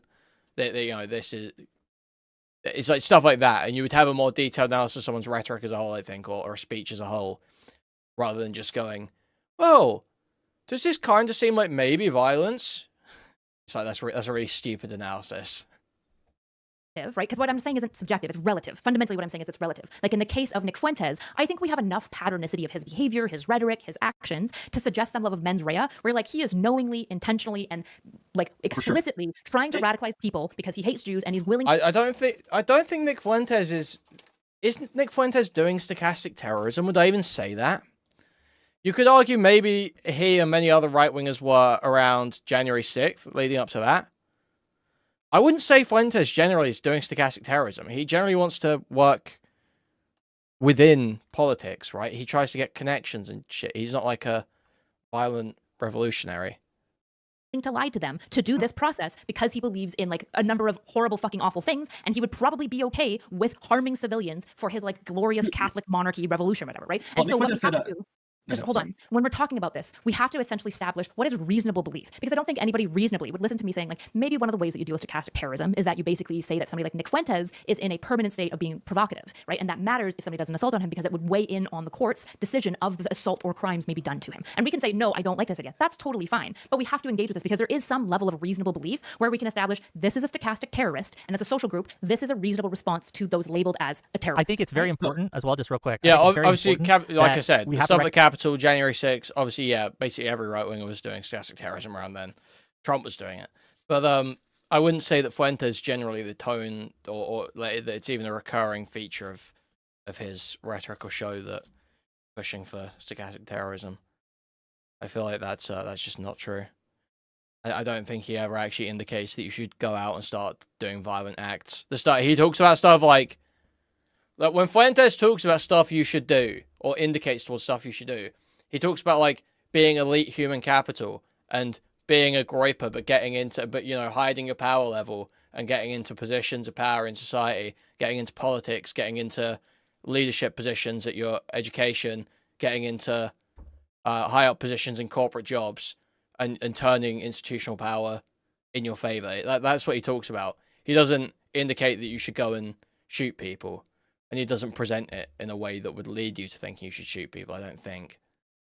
Recognize someone saying it once isn't enough, even if they say something terrible, right? Like say someone should go out and get guns and take care of this problem. Just once, one tweet it's not enough. There are people, the people I'm talking about, the people I think that are more concerning are the people who are doing it over and over and over constantly. That's fine. But the one time is bad, right? Like the one time is bad, but like so Nick Fuentes said about me. This is something that he just did last week. He said, in a better society, Misfit Patriot would be murdered by his government.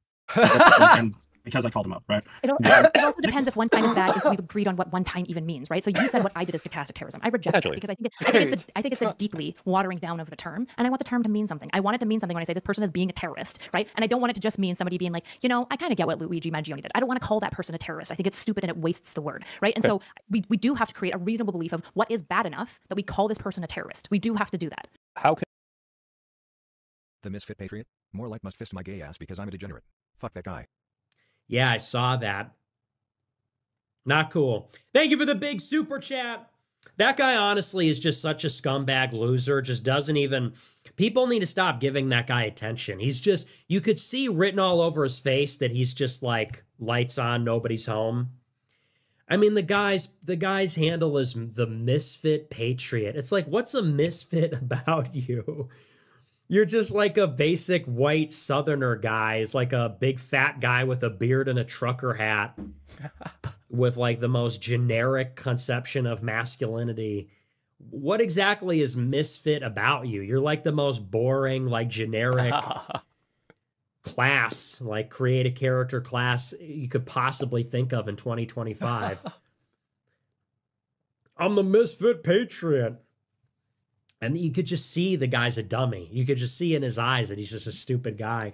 And people are like debating this person. It's obvious he has nothing like valuable to contribute. So I don't even want to talk about it because it's just like a contemptible human being.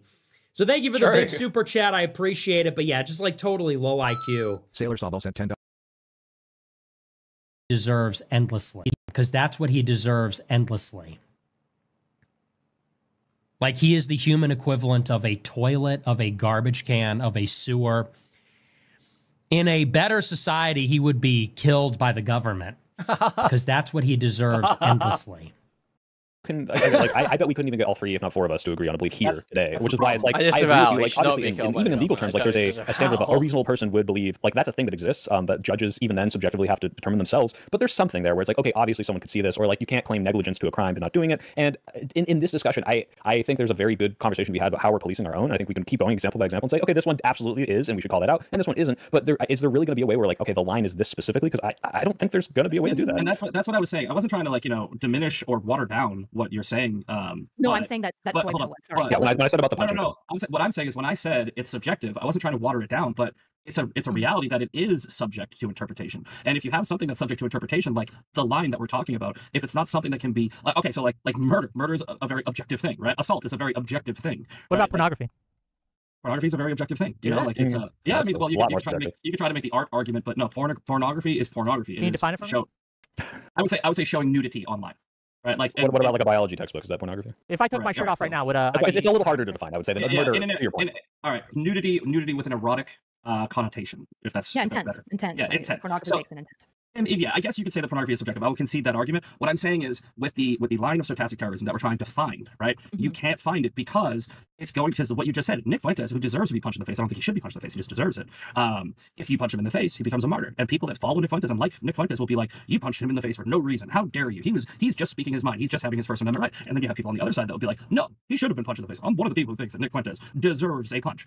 I would never do it, and I don't think anybody should do it because I don't want to make him a fucking victim. I want him to keep talking, and I want people like me, you, to talk against him. I think that the only way to combat these people is with your voice. So, can I use your example though? The Nick Fuentes hold on. Kyla first, and then we'll go to Yeah, just to respond.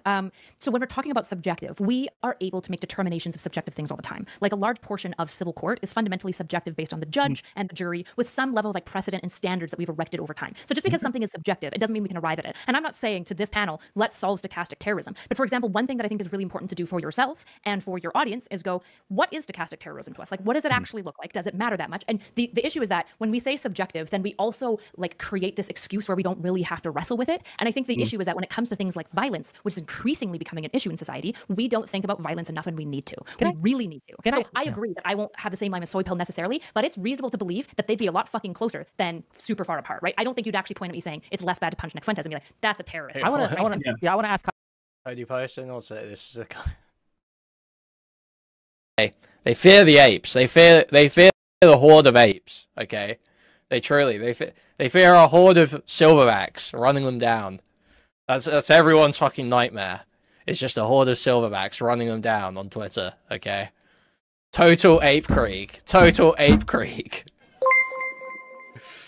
I'm calling Ape Creek. I'm calling total Ape Creek. Okay. Kyla, question real quick. Because we're talking about communities, right? And I don't know about you, Misfit, but most of us have communities online that we build, that we moderate to varying degrees with varying amounts of success. No Discord for me. Never have one. I guess my question for you, Kyla, would be if someone in your community were to say something like, you know what? I don't think what Luigi did was that wrong, and I think that we need more Luigis. Is that stochastic terrorism to you?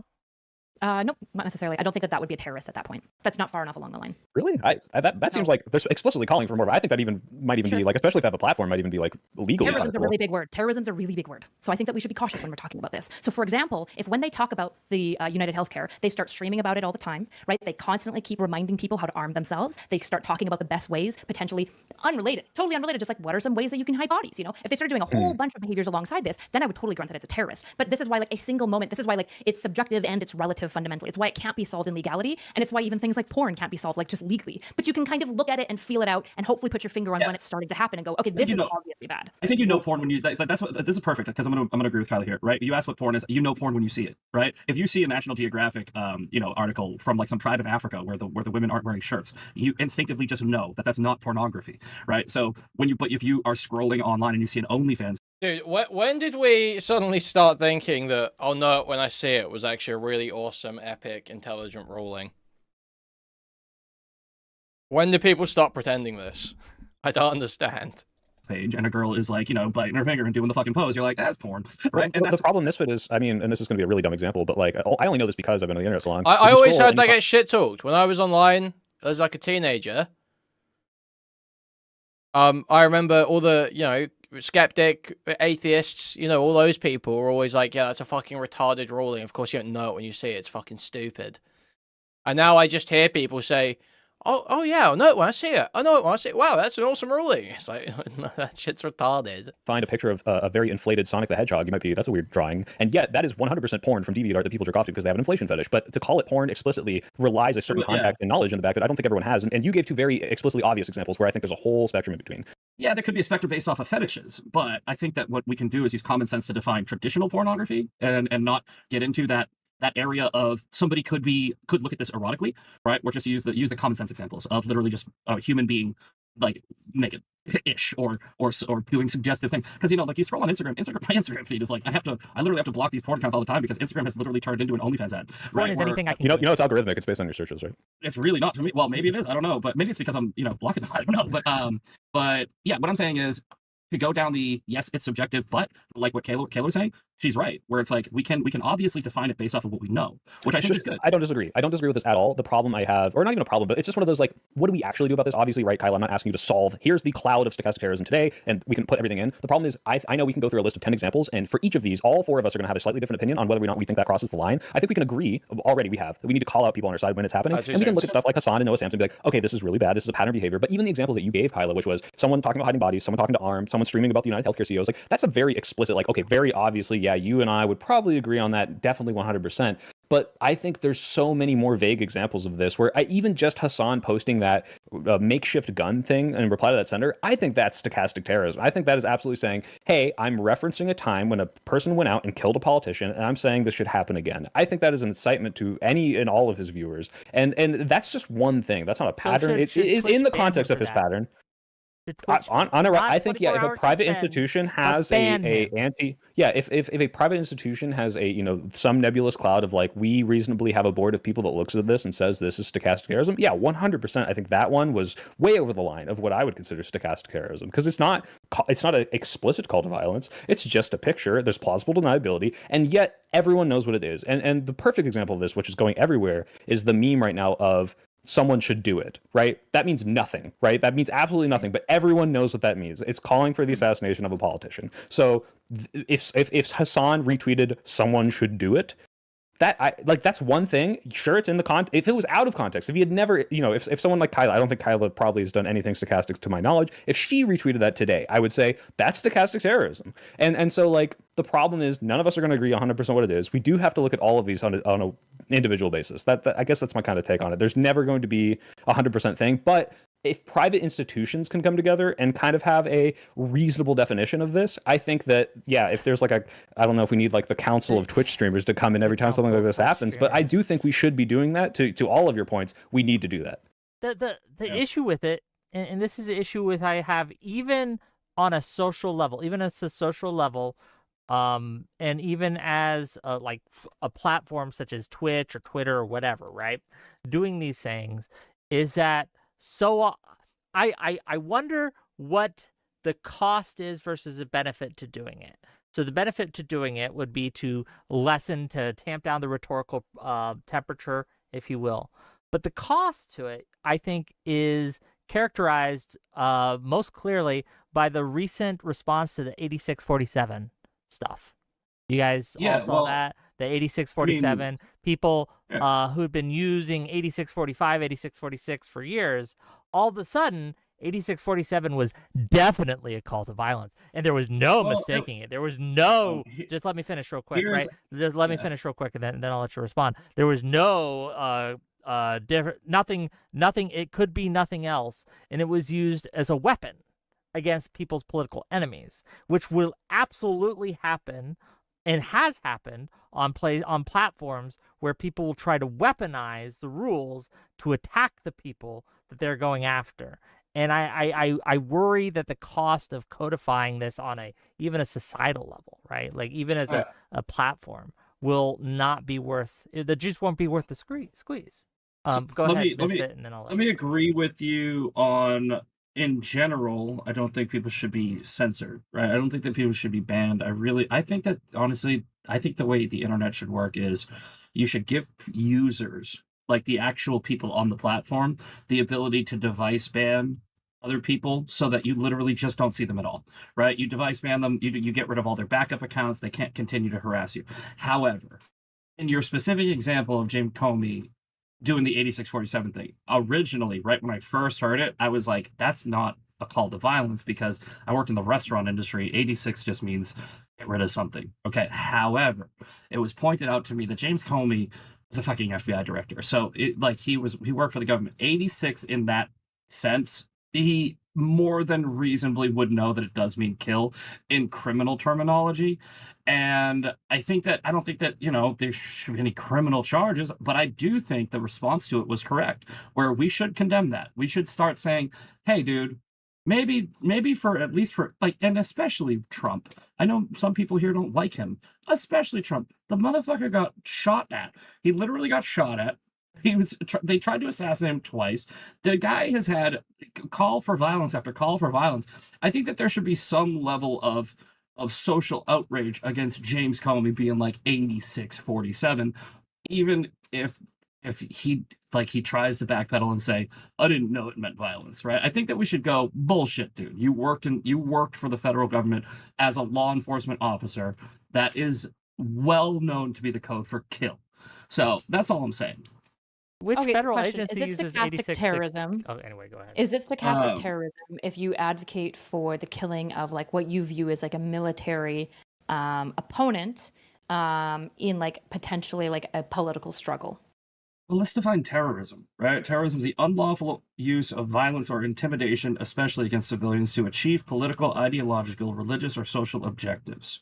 Yeah, right? so say it's not against civilians. You're like, I don't want to kill Republicans. I want to kill only Trump. Say that's your position. Is it terrorism, right? Because I think this is part of the interesting conversation, because when you look, everyone is fine with some levels of violence, even political violence, because most people support the Civil War, right? Most people support the Revolutionary War. And so I'm sure right before those wars broke out, there were a lot of people inciting a lot of violence against people who were not at that time explicit military targets, but would later become them, right? And so I think this is this really interesting conversation where essentially we are obviously okay with talking about violence and doing violence to others to some degree. This is obviously true. And what we have to do is get mature enough to figure out when those lines are being crossed, right? Is it reasonable to joke about killing the president if you think he's literally destroying the country and tearing down the Constitution or something like that? And I think we have to have that conversation, because in that way, potentially, then he's kind of like a military target. So is it targeting civilians, or is it targeting the leader of what you think is bad? Is it bad for pro-Palestine people to say that maybe Netanyahu should die? I'm not sure. That's the question we have to answer. I don't think that criminally it's illegal. I think that it should be. I was just asking. I think that it should be. I think that it should be right. She was saying stochastic terrorism bad earlier, but now she's saying, well, stochastic terrorism not always bad. I think that it should be called out. I don't think that. Look, I mean, wow, awesome stuff. I hope, at least, I really fucking hope, that everybody on this panel agrees that Hamas is a terrorist organization that did an evil and awful thing on October 7th. Can we all agree on that? Yeah. Everyone? Great. Thank God. All right. So when I say I hope every member of Hamas is killed, right, I'm only talking about terrorists. I'm not saying every Palestinian should be killed. I'm saying, but you are really fine with hope that every member of Hamas you did gets mention killed. that you want to nuke Gaza. Hold on. I was about to give you this layup. But when I say even if that means Palestinian civilians dying, then people go pearl clutching, not realizing that what I'm actually advocating for is less people overall in the long run dying, right? Because I am of the firm belief that leaving Hamas in power, leaving them to regroup, reassess, and just continue their terrorism down the road, I think in the long run it will lead to more people being killed. Yeah, the problem I have with that take and Kyla's take as well, right?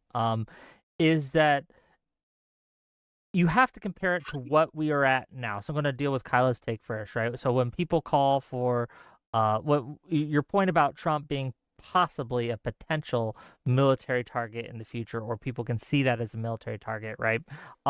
If we get to the point where the United States is in another, frankly, civil war, I think that where we are at today does not justify morally someone calling for a civil war, because a civil war will, in all cases, be far, far worse, far, far bloodier, far, far more violent, do far, far more harm than whatever Trump can do, whatever Trump is doing right now. Even though I specifically call out and oppose what Trump is doing, a civil war would be worse than that. Just as to Misfit's point about how saying, well, you know, at all costs, at any means necessary. I don't agree.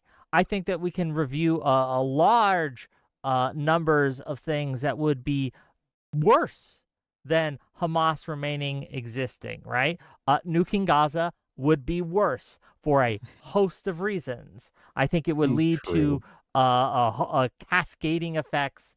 The world would be a worse place if Israel decided to nuke Gaza, for again, not just because all the Palestinians, Hamas or otherwise, would be dead, right? But because of how the world would respond to that and what it would do in just the Pandora's box it would open up, the allowances that it would lead to, if not responded to forcibly, for other countries to start to do. It would be just horrific all around. So I get what you're saying, but I think that we have to compare it, like we can, in hindsight, for the Civil War, we can recognize that the state of America was better after the Civil War than it was before. But I don't think the same holds true today. Does that make sense? Yeah, I do. And let me try to explain where I'm coming from with my nuke Gaza, which I really don't think they should do, by the way. All right. Like I said it would be a logical thing. And here's why, right? Hiroshima and Nagasaki, I think it was somewhere between 100 to 160,000 civilians were killed, right? And it was one event, 160,000 people. That's awful. Women, children, innocent people died. But it got Japan to surrender, and every military expert, every historian will tell you that Japan would not surrender, and they were going to pull us into a greater war that was going to continue, and hundreds of thousands, maybe up to 1 million more people would die. So when you look at it logically and pragmatically, and when you say, would you be willing, it's the trolley analogy, right? Would you run over one person to save 5 people because you have a train coming down the tracks or a trolley coming down the tracks? That's what I'm trying to say. Can I give you an out? Can I give you an out, Misfit? This is because I think I understand what you're saying. Of like I've had these like hypotheticals where I'm like, okay, like obviously this is an ongoing conflict. People are dying back and forth. What if we just like took out one side of this? Wouldn't that make it better in the long run? But hear me out. First of all, I don't think all historians agree with that, but that's regardless for the Hiroshima thing. But yeah.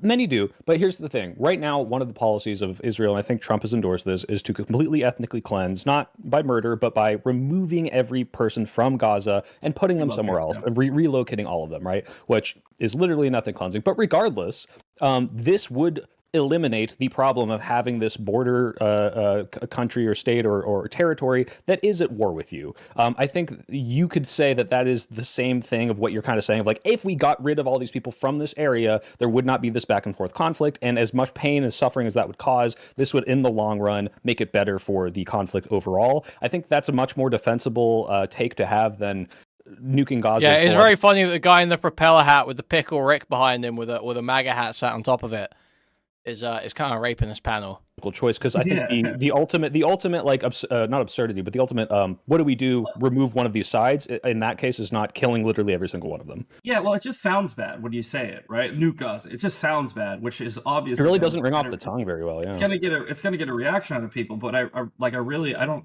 To be completely frank, I don't care how bad something. Dude, no way, Nene, you've just come in and asked if he's FTM. We were actually joking about that earlier. He's not FTM, no. Sounds, if I'm just being honest, when I was trying to say that's Misfit Patriot. I think personally, that's the guy who thinks what did he say again? He's fine with killing every baby in Gaza or some shit. Something in the long run will save more lives. It will lead to peace. It will lead to a solution. Then I think that's a pragmatic approach. Now, you just said like it is technically an ethnic cleansing to remove the Palestinians from the equation, resettle them in Jordan, Egypt, and other places. I did a podcast where I was talking to the opposition leader to the King of Jordan, and he was making some really good arguments about why that would be a great thing to do, and they would be accepted in Jordan, not under the current leadership, but the people in Jordan would welcome them, because there's a lot of Palestinians in Jordan. I think there's 11 million of them, so they would fit in over there. If Trump's plan was to remove those people, let's say even temporarily, potentially rebuild Gaza. I understand, but let's say hypothetically, right? Let's say that Trump's plan. It's actually not hypothetical. This is actually a potential possibility. Trump removes Palestinians. He rebuilds Gaza, and he rebuilds it with the partners of the Abraham Accords. All right, so you have Saudi Arabia, you have Jordan, you have Egypt, you have other people that are building in that region. And essentially, what he's doing is creating an alliance in that region where if Iran, Hamas, Houthis, all these other people were to attack it, then they wouldn't just be attacking Israel. They would be attacking all of the neighboring people that have now created an alliance. And then, which is why I said potentially temporarily, if you were to create some type of peace in there and have these Muslim nations that are maybe even occupying it, bringing the Palestinians back would not be that big of a stretch, as long as they would agree to adhere to the laws under the new government, right? I'll let Kyla respond to this. Go ahead, Kyla. I don't really know what to respond, because I don't know. Is this just an Israel-Palestine debate now? Yeah, we could go back to stochastic terrorism. Yeah, obviously, ethnic cleansing is always it almost often is presented as a temporary fix and becomes a permanent outcome. Like that's just the reality every time. Actually, good contribution from Erudite there. Actually, for once, again, don't say I'm not fair. Never say I'm not fair. Reasonable point made by Erudite. We'll give her one. I don't think that ethnically cleansing Gaza for now and then promising their homes back is the solution. I also think that people need to be really real about Gaza Palestinians. Like, if it wasn't Hamas, it would be Fatah, right? And if it wasn't Fatah, it would be the Brotherhood. I can't remember their name. That's there. The Jihadist Brotherhood, right, from Egypt. So this idea that anyways. Well, yeah, but Misfit, this is why I'm a little confused, because I can understand if you idealistically play this out, there could be a way this works out. But I mean, would you advocate for the same thing for Russia nuking Ukraine or vice versa? I mean, it seems a little over the top, and the reason it sounds bad is not just because it's, oh, how dare you advocate for the killing, but it's also because realistically, like Wick said, I think if you really saw the implications of Israel nuking an entire territory, I think a lot of Middle Eastern Muslim countries would probably this would turn into an escalating thing. It wouldn't just be problem done, right? To tie this back to stochastic terrorism and follow up Misfit, just to follow up that question, Misfit, isn't it possible that if in the future, if I could tell you, Trump is going to make it a civil war, there is going to be a civil war, isn't it possible that by Comey doing 86-40... She's like this because she got bullied by Somalis growing up. It's why she got Quarantos fight. But dude, what? 7, and therefore maybe resulting in the assassination of Trump, is actually offsetting major future destruction, because if he's not there, then the civil war potentially never happens and all of the harm comes from it, right? So it's under that hypothetical, then yeah, it would be just like the the founders saying that King George, it needs to die. It's but the problem is it's that's not based on reality. Trump is not going to create a civil war, and I don't see how there's any evidence that he will. I mean, I get you can opine on it. Yeah, let's not to interrupt you. I'm going to pass the ball right back to you, but let's talk about that for a minute, right? Because Trump is rounding people up and deporting them because they are criticizing Israel. They're rounding people no, up. no, no. and He's deporting rounding them people up that because they write aren't op-eds, citizens. right? They aren't citizens. Like that, we did this in our last debate. We did, right? Where we agreed that I think that we agreed that the person you're referring to, the one that wrote the article, went through the entire due process and was found not to be. She was released.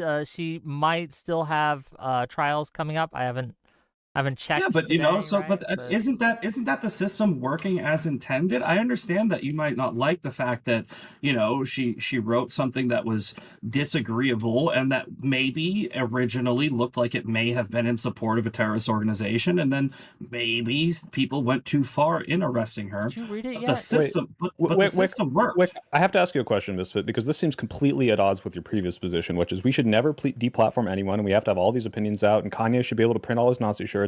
But now you're defending the idea that if someone says something that might be slightly interpreted as terrorism, the government should be able to lock them up and throw them through this arduous legal process. No, I think that they should definitely be able to investigate. 100%. I mean, that's. But that's not what's just. It's not just an investigation. It's I'm arresting them and putting them in prison until we go through this process and make them go through all the intimidating them and potentially locking them up even longer. Like that's much worse than deplatforming. I agreed that they shouldn't have done it, right? Like if there was if that woman did nothing wrong and the process played out that she actually didn't, then they obviously shouldn't have arrested her. However, people make mistakes, and this justice system is not perfect. Sorry, I was muted, but I was just mocking the idea that this guy would accept the outcome of any process if Trump had a different opinion on it. Perfect. So what I'm saying is, if you hyperfixate on this mistake that was made in the justice system, where they did do this, then you can use that to. I think the word mistake I want to toss it to Kyla. She's got her hand up and she's being such. Just to tie back, because you said that she isn't a citizen, right? It's really important that we make it clear non-citizens have tons of rights in America, right? Like they have Fifth Amendment rights, but they also have the due process right. Yeah, she went through due process. Right, but you also have free speech rights as a non-citizen. Yeah, and she, like I said, they, for some reason, and I'm not saying, I mean, I don't think anybody on this panel knows the motivation. You can guess, you can assume, but you do not know the motivation. She was, I guess, arrested for something that she wrote, which I think is wrong. I don't think that she should have been. She was arrested for something that she wrote. Hold on. And why do you think it's a mistake too? Yeah, like. Well, because she was. You said very sure it was a mistake, whereas we're saying this is in line with the context of Trump's rhetoric of intimidating people that are speaking out against him.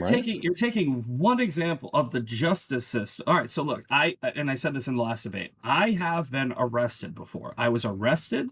I was locked up. I was thrown in a cell. I went through a trial, and at the end of the trial, the jury said not guilty. Right, and that happens all the time. What was it for, though? Like, what did you do? Like, was it just something you said? I refused a breathalyzer. I was a DUI. I refused a breathalyzer. I wasn't drunk. But that's a lot different, right? Like, this isn't just someone said something that the president doesn't like, and then they're It's actually the same exact thing, right? Because if you think about it, right, what happens is you have a suspicion of a crime, right? The suspicion of the crime in my case was I refused a breathalyzer because I drank 2 beers. Wait, sorry, wait. He brought up the court case. Thrown in a cell. I have one example of the justice system. All right, so look, I said this in the last debate. I have been arrested before. I was arrested. I was locked up. I was thrown in a cell. I went through a trial, and at the end of the trial, the jury said not guilty. Right, and that happens all the time. What was it for, though? Like, what did you do? Like, was it just something you said? I refused a breathalyzer. I was a DUI. I refused a breathalyzer. I wasn't drunk. But that's a lot different, right? Like, this isn't just someone said something that the president doesn't like, and then they're It's actually the same exact thing, right? Because if you think about it, right, what happens is you have a suspicion of a crime, right? The suspicion of the crime in my case was I refused a breathalyzer because I drank 2 beers. I knew I wasn't drunk. I knew I was not out, like operating under the influence, but I didn't want the breathalyzer to show any alcohol. So I said no.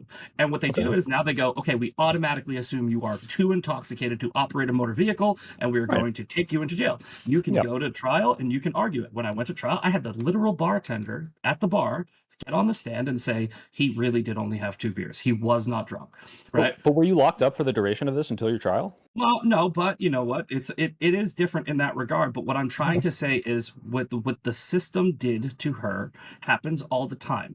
The government will arrest somebody who did not actually commit an actual crime, and they will put them through due process. That is what happened. But what we're Misfit, saying, can I hold just, on, just can real I quick, describe 'cause what this is should important, happen this here? is important. This is important. Okay, go ahead. And I don't want to relitigate the debate, but it's important to discuss in the context of the discussion we're having, right? Here's the thing, though: is driving is a privilege. Driving isn't actually a right. You have to earn a driving license from the state, and the state can revoke your driving license. You do not have an enshrined right to drive. Whereas for free speech, you do have an enshrined right. It is protected. Your right to speech is protected, and so being put through due process, like even if it is quote unquote due process, being put through the system frivolously, that's something you want to curb like maximally, because any misuse of the system can have a chilling effect and can make it more difficult for that right to exist. Whereas for driving, we actually don't care if your ability to drive is impeded on, because you don't have an innate right to drive. We will, you know, if you're deemed to be using your right to drive irresponsibly, it'll be, or your ability to drive irresponsibly, it'll be taken away from you. You know, without, yeah, there isn't like some constitutional amendment stopping that. My claim here, and I think the evidence bears this out, is that they're being put through this process because of their speech, not because of a crime, not because of anything. It's because they're saying things that the Trump administration does not like, and they are doing it specifically to. Dude, I literally hate this shit so much. Rights aren't real. States aren't real. The only thing that exists is what you can enforce. It's like the gayest shit in the world. Like, everyone knows what we mean when we talk about a right. Everyone knows exactly what the fuck we mean. Yeah, obviously they don't actually play out, like they can't truly exist unless you enforce them, or into a state. Everyone knows what the fuck we mean. Sure, if you got, or like if you say about like Palestine or some shit, if you say Gaza has like a right to statehood or something, people will like go, well, no, they don't. You have a right to what you can enforce. It's like, you know what I'm fucking saying to you, retard. It should be enforced. That's what I'm saying, you fucking idiot. It's so annoying. It's actually one of the most annoying fucking responses that you hear in like politics debates. To non-citizens because they feel they can get away with it. They are saying this. That we don't have to guess, right? Go ahead, respond, then I'm going to give it to Kyla. Go ahead. Your first part was 100% right? Your second part was your opinion, right? Where you say they're doing this, and then you added because, right? You don't have any evidence to actually back up the because they don't like it. How is it possible? Is it at all possible, right? In the realm of possibility, that they are arresting these people because they fully believe that they are supporting a terrorist organization? Like, because that's what the argument is going to be made by on my side. They think you're allowed to support. You're allowed to voice support for terrorist organization. You're allowed to. We literally just saw 2 Jews get shot dead at a fucking Jewish event because of all of the rhetoric. So yes, they are taking it a little bit, like, you know, seriously when people start openly supporting terrorists. And aren't you making the same assumptions though? I can say, how do you know that's why he did it? He has a manifesto, and he's not saying Hassan told me to do this. He's not saying this is because of this. He says specifically, and you don't have to believe this, by the way, but he's saying this is because of what Israel is doing, right? So like, if that's what, right? So like, you can't say, oh, he did this because of that. My argument is, right, if this government, right, has made it a priority to put a focus on people that are supporting terror organizations, or even at the appearance of supporting terror organizations, then they might arrest some people that aren't actually supporting a terrorist organization. Do you think they can investigate that before without having them under like? Well, he was like a messianic Jew, right? He was a Christian, like converted or whatever, because Judaism's awesome. Like, you can absolutely pursue and find out whether or not these people are truly doing it without having them locked up. And that's and I really have to say this though, real quick, last thing. Donald Trump and the administration is saying, "Hey, we're coming after you because of what you're doing, because of the things you're saying." This is not like I mean, I'm kind of guessing. Like, if it was that vague, I'd probably be on your side of, well, we're not 100% sure why this is happening, but they're being pretty explicit in the intimidation tactics, whether it's with the ICE stuff or with the Palestine stuff. They're very, very explicit with this. I don't think this is like I don't get why they're doing this. It's pretty, unless they're lying about it. Also, if Trump cared about any of this, why did he excuse multiple January 6 rioters that were charged with explicit crimes? What aboutism? Like cops. I don't like the whataboutism. This isn't a whataboutism, because you're stating that Trump, for example, believes in some certain thing, that he's concerned about supporting terrorism, and that might be the reason why he breaches on the First Amendment. However, he explicitly sidestepped the judicial court's findings to pardon and excuse people found criminally responsible for attacking police, right? So the issue is, how do you square this circle? Because I don't really understand it. Sure. It's a false equivalency. You're trying to make the equivalency of the people who protested and were mixed in with some bad actors that were vandalizing, assaulting, rioting on January 6th. I've always said, I've been very clear about this. The people on January 6th that got violent are scumbags who deserve to be locked up. The problem is their due process was actually violated.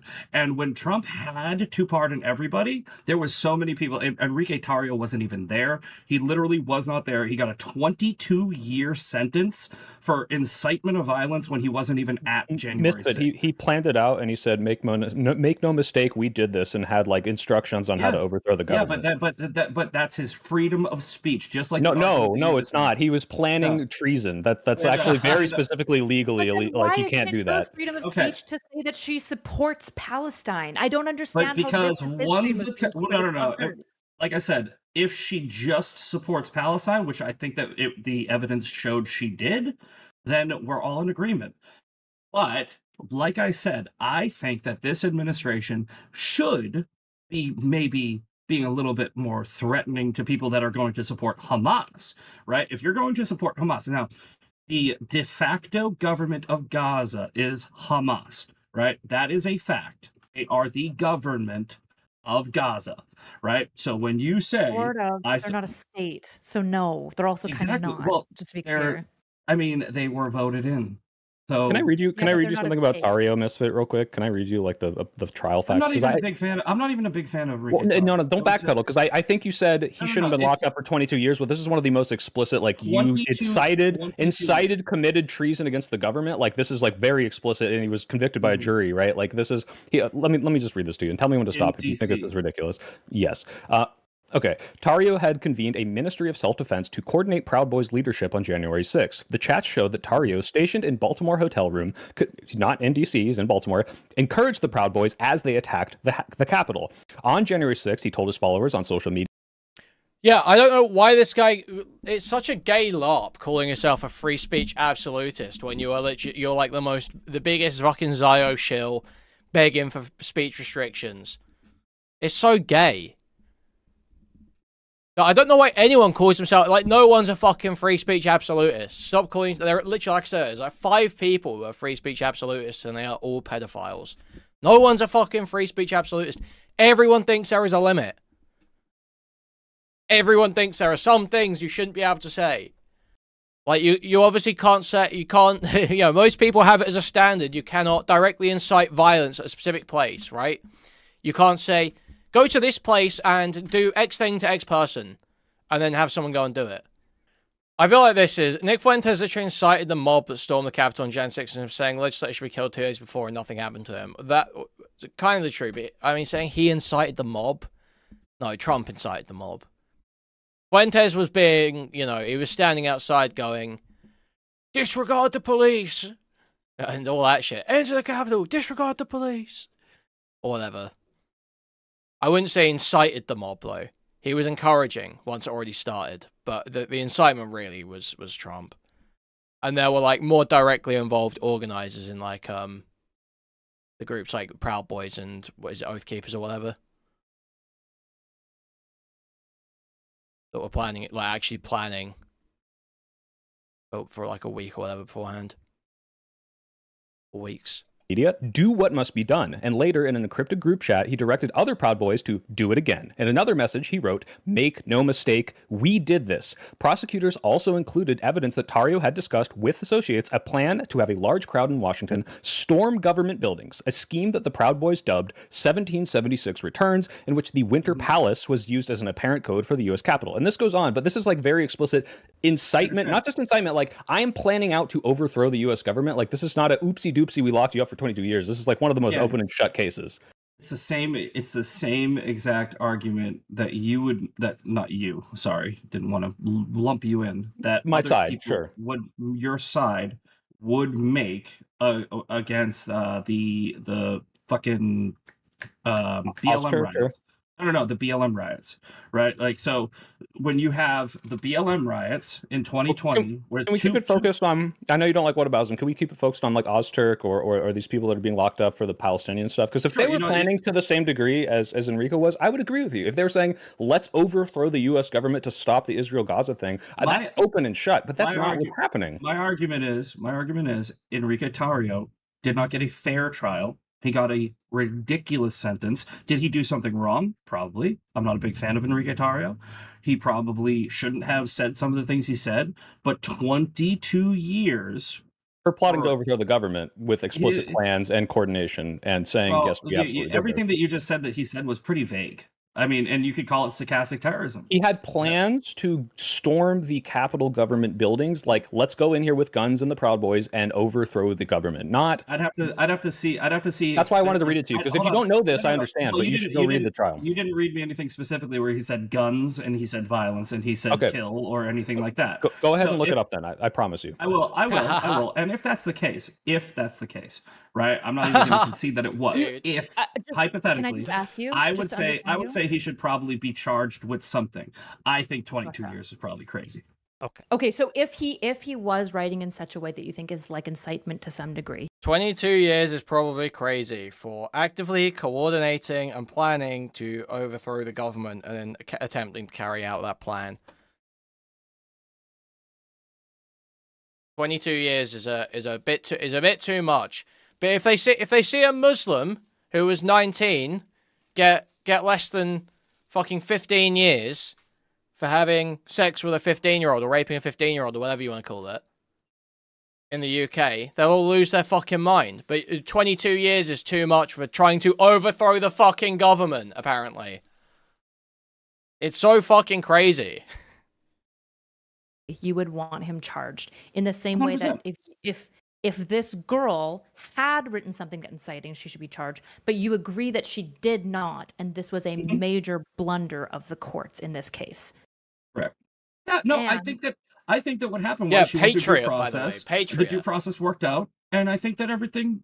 I mean, do you think that her free speech? I'm asking you if you think that her free speech supporting Hamas should be protected to the extent that you think people who maybe want to be clear, she didn't support Hamas. I just want to should be protected. If she clear, she did not support Hamas in the op-ed. She did not. I'm asking a hypothetical new person. Okay, sure.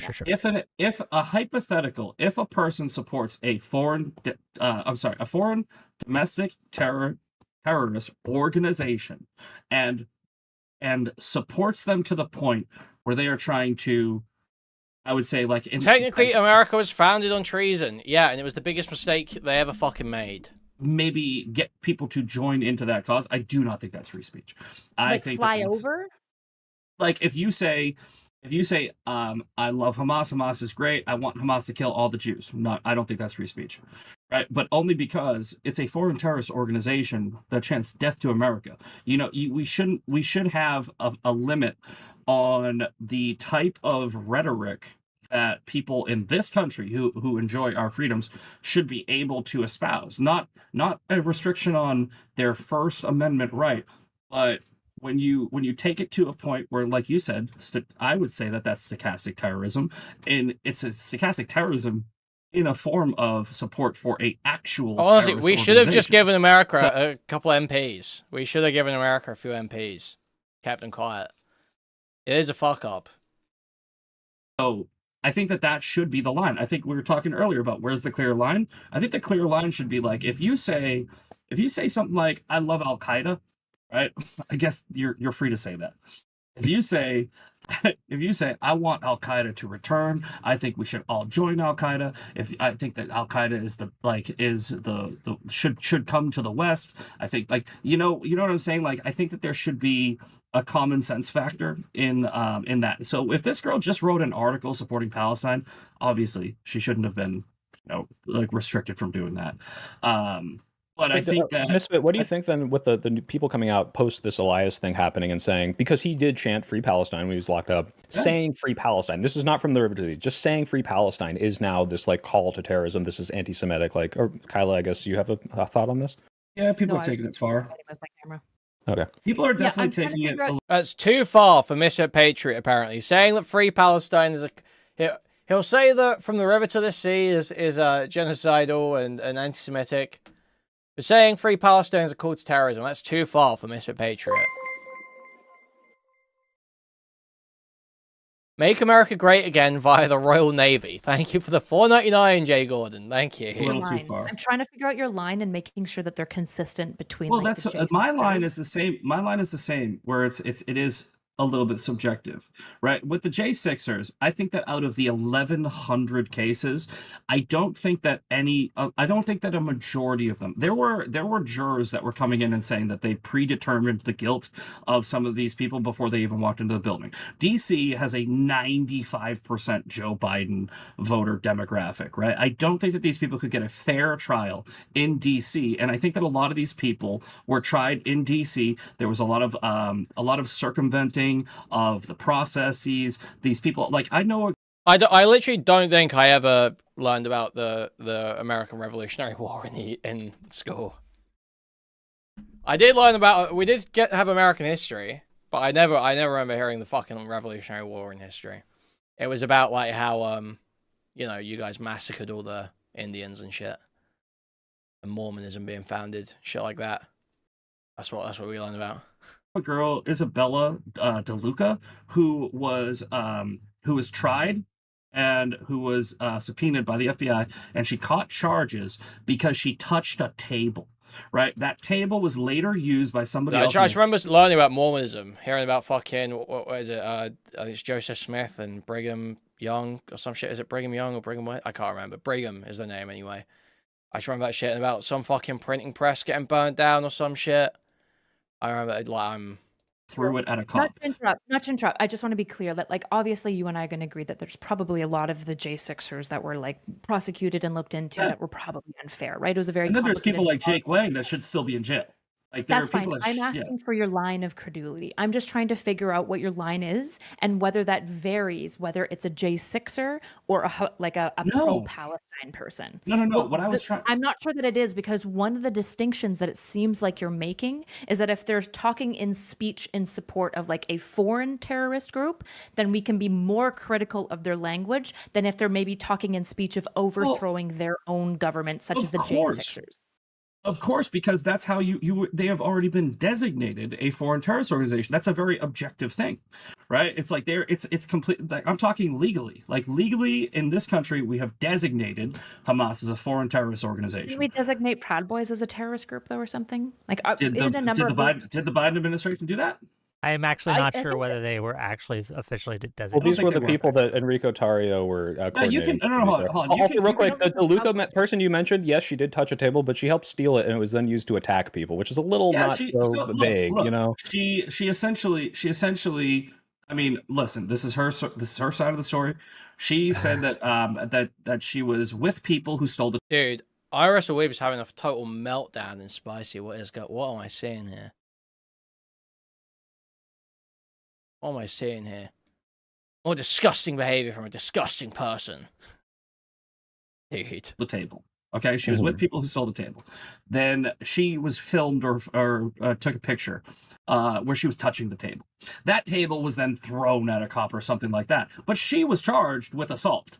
And it's like, okay, that's a little much, right? And she can go through her whole due process, but here's the deal. He's having a meltdown because people are mean about Ethan again. of all of that ridiculousness and because of some of the things that happened, and there were definitely shady things that happened, Trump had to pardon everybody, right? Because he basically had, well, he kind of have to. Well, in my opinion, he kind of did.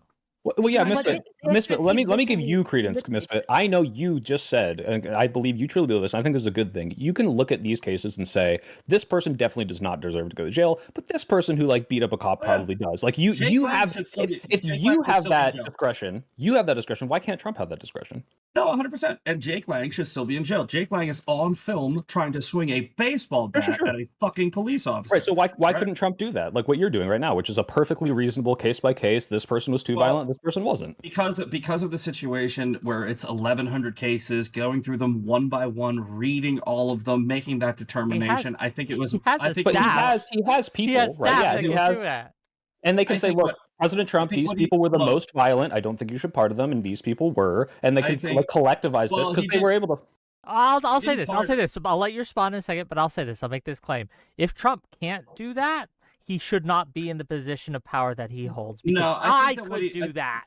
No, I think that mass pardons work this way. I could put those in I could put those in my Discord right now. I could put all 11 cases, and by the end of the week, I could have a full list of people who were violent and who were not. And if Trump cannot do that, didn't Jimmy Carter do the same thing with the Vietnam vets? Maybe, but this is whataboutism. I would probably disagree. I think the issue is. Yeah, this guy was crying about whataboutism earlier. Now he's doing this bullshit, man. He's such a loser. Whataboutism. Second of all, Dude, I think Trump's if photos are it's so the case that fucking Jimmy Carter dumb. did this, I'm It's sure so that annoying. Soypill and Wick would be similarly critical if you just carte blanche, excused people when it's like, okay, well, some of these veterans were raping children, and other veterans were doing war.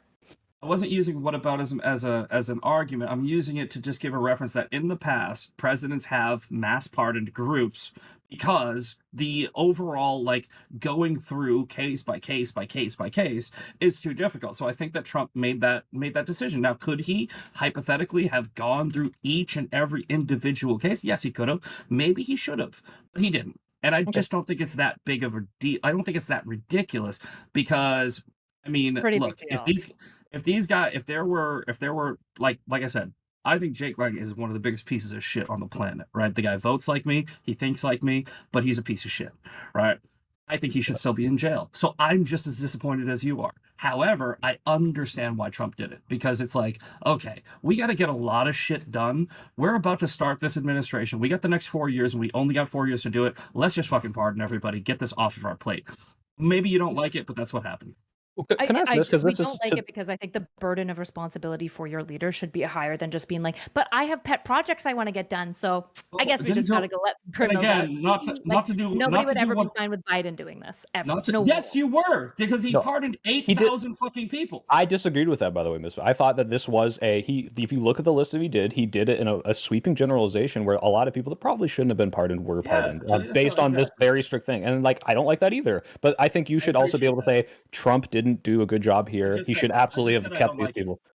Okay, but you said it was the only thing he could do, and I don't think that's true. I said it's what he did, and I understand it. I would have preferred him going through case by case. However, not to use whataboutism, Biden literally just pardoned a bunch of people, and Kayla was like, he wouldn't have done that. Yes, he did. He did it more than any president in modern history besides Jimmy Carter. Hold on. You're putting words in my mouth. I never said that Biden would have never done that. I said if Biden had done that, you would have been the right would have been in an uproar, and that would sounds like you were, yeah. You were, yeah.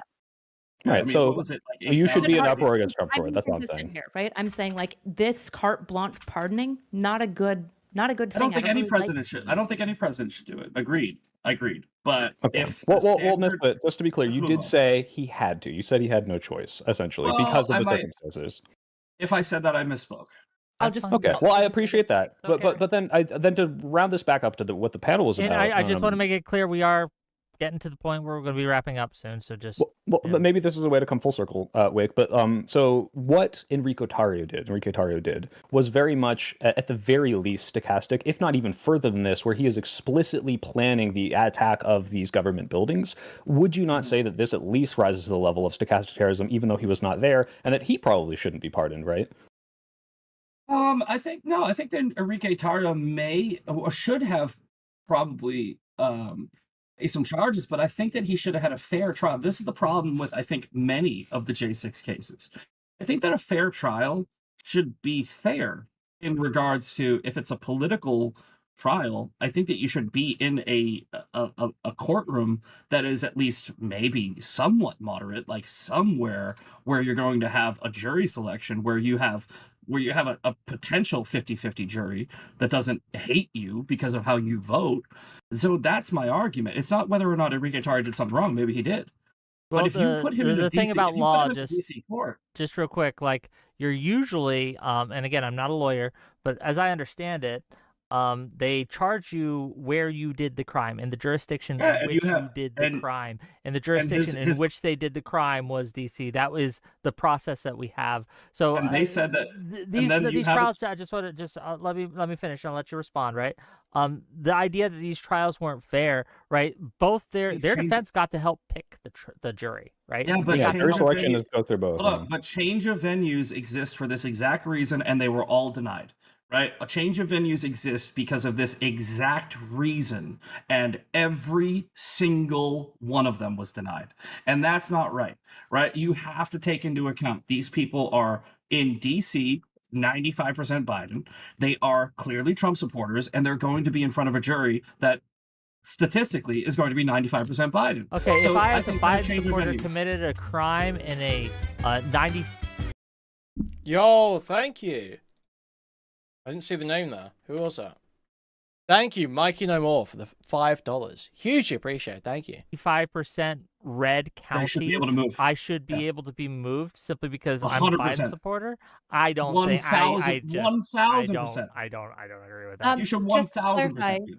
I just want to clarify some things for those because I didn't know much about the Biden pardons or whatever. He only pardoned 80 people. What he did is he basically got rid of a number of charges for like low charges like marijuana. He also blanket pardoned LGBTQ service members who were removed from the military due to their gender identity or sexual orientation, right? So like these are not the same thing as going to genuinely convicted people who assault police and then blanket pardoning them. This is looking at like simple, small. It was 4,165 people in total during his 4 years, and it was specifically this is like just painful. At this small point. Marijuana possession under federal it's law. like it's oscillated. It started off kind of interesting, actually talking about stochastic terrorism. It has since oscillated between being just like an Israel-Palestine debate and being people trying to slowly explain to Misfit Patriot that actually Trump doesn't have a really good reason for everything he's doing. That was 6,577. Kyle, I don't want to like push back super hard because I'm not super informed, but I know that there were a few people lumped into this that were like, you know, serial like molesters. Like there were some. Maybe I'm the victim of right wing propaganda here, but I know there were like a couple of these people where it's like, okay, this person was lumped in because they had similar charges. I would just be the first to grant that there might be. You will probably find for me a couple people here that'll be like, yeah, Biden should have been careful enough to not like pardon these people, but let's not equate these types of pardons, which is about like simple marijuana possession, LGBTQ service, and 80 other pardons, to the blanket release of January 6 rioters with express found due process, like criminal charges against them, like attacking the police. While it was 6,577 marijuana pardons, right, blanket pardons, it was 2,500 nonviolent offenses, and then there was like the 80 pardons. There was a bunch of others, but he literally pardoned a Chinese spy who was convicted of pedophilia. So there's people in there. There's people in there. That's not good. I'm never going to defend that. But exactly what I'm saying. And I won't defend. And I won't defend Jake Lang. Dude, Connor got his head shaved on Augie's stream. Dude, what have they done to him? Dude, what the fuck, man? What the fuck, dude? On the same boat. Well, because the point that I'm making here is that what we're doing is we're equating Biden's blanket pardons to Trump's, right? The issue with Trump's blanket pardons, in my position, isn't that there's like a couple of individuals that are really bad and that's it. My issue with the Trump pardons is that a large number of those people did explicitly very bad crimes that I think all of us don't like attacking police officers and breaking into government buildings and stuff like that. Problem right? is that they didn't. A lot of the crimes were. Hold on, I'm being serious. There were very bad actors. There were people like Jake Lang, and if what you say about Enrique Tarrio is true, I'm not going to defend him. What I'm saying is there was many people out of the 1,100 people that were arrested and given these crazy sentences. Some of them vandalism. Some of them were just walking through, like Jake Chansley, the guy, the shaman guy with the face paint. He's weird. I don't really like him either. However, the sentence that he got when he was walked through the Capitol by Capitol police officers, and it's on camera, where they literally were opening doors for him, they were shaking his hand, they were doing all this, and then he goes to jail for like a year and a half. Come on, you can't sit there with a straight face and tell me that these people on J6 were treated fairly under the justice system. They weren't, and that's why I understand why Trump did the blanket pardon. I just because disagree. it's just too much. I don't. I think Jacob Chansley is a weirdo. He is not a criminal. Kyla, finish, and then we gotta wrap up. Kyla, respond. I don't even know where we're at anymore. Basically, Well, a lot of lefties would basically say that a lot of the people with like simple marijuana possessions were treated unfairly in justice because it shouldn't be illegal, and probably a large portion of them were black as well, right? So it's like this is yeah, but all charges for very small marijuana, like illegal's illegal. That's the thing. I mean, all right, would you say that about January 6th? I think we're at an impasse. Illegal, and but we got. I do have things to do tonight, unfortunately, so we got to wrap it up. But gang, we're not important. Gang, yeah. We have. This has been I've enjoyed this discussion. I'd love to have you on again to discuss. It was okay at the start, but it got really terrible towards the end there. Let's just speed through the last little bit. Specifically at some point, that would be interesting. But for now, we have to say goodbye. I'm going to give every one of these people closing statements where they can tell where you can find them. I have links to all their stuff in my description where you can go, you can click those links, you can follow them, you can subscribe to them, whatever have you. Thank you all for being here. Thank you all for coming. Tomorrow, we're going to be talking to an ex-child terrorist, someone who was part of a Maoist revolutionary organization in America. Yeah, that guy's getting the left, right? And so they're on the same side. We just taking time engage in that. Oh, sorry. Yeah, Kyla, about like how we prosecute it. I think Nick Fuentes is a piece of shit, but I think that the best way to deal with Nick Fuentes is for people like me on the right, a MAGA person, to start calling him out, just like Soy Pills. Dude, the best way to deal with Fuentes is for Misfit Patriot to call him. Fuentes owned you, buddy. Fuentes totally owned you. He said the government should bring an end to your life. Fuentes totally owned you. I think that the best way to combat this problem with stochastic terrorism is housekeeping, general hygiene. If you don't call out your own side, if you are constantly just either being in denial or ignoring the bad actors on your own side, and this does happen on the left and the right, we have already established that Nick Fuentes is bad, Stu Peters is bad, the Myron Gates, the Jake Shields, all of these crazy, anti-Israel people, like Candace Owens, Ian Carroll, like there's a whole list of people, and I'm calling them out regularly. What I don't see, and maybe it's happening, and I'm just not seeing it. What I see less is on the left, the people calling out the bad actors on their side. I think that they want to turn a blind eye to the people that incited this fucking terrorist who shot 2 people just because they were at a Jewish museum, and it just so happens that his gun jammed, which is the only reason why. Just because the constant no, it doesn't seem to be. The Israeli ambassador said that he identified the targets as embassy workers before killing them. So I don't believe that. So far, well, not that I don't believe it. I'm not sold on that. I'm not sold on that conclusion. And turn into a mass casualty event.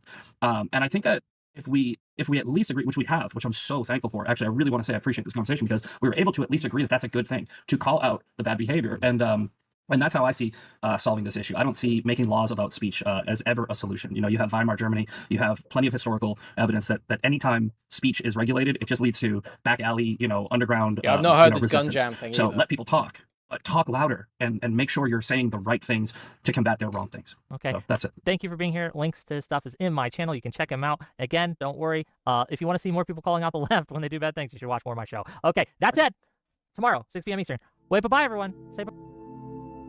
Wow, that was terrible.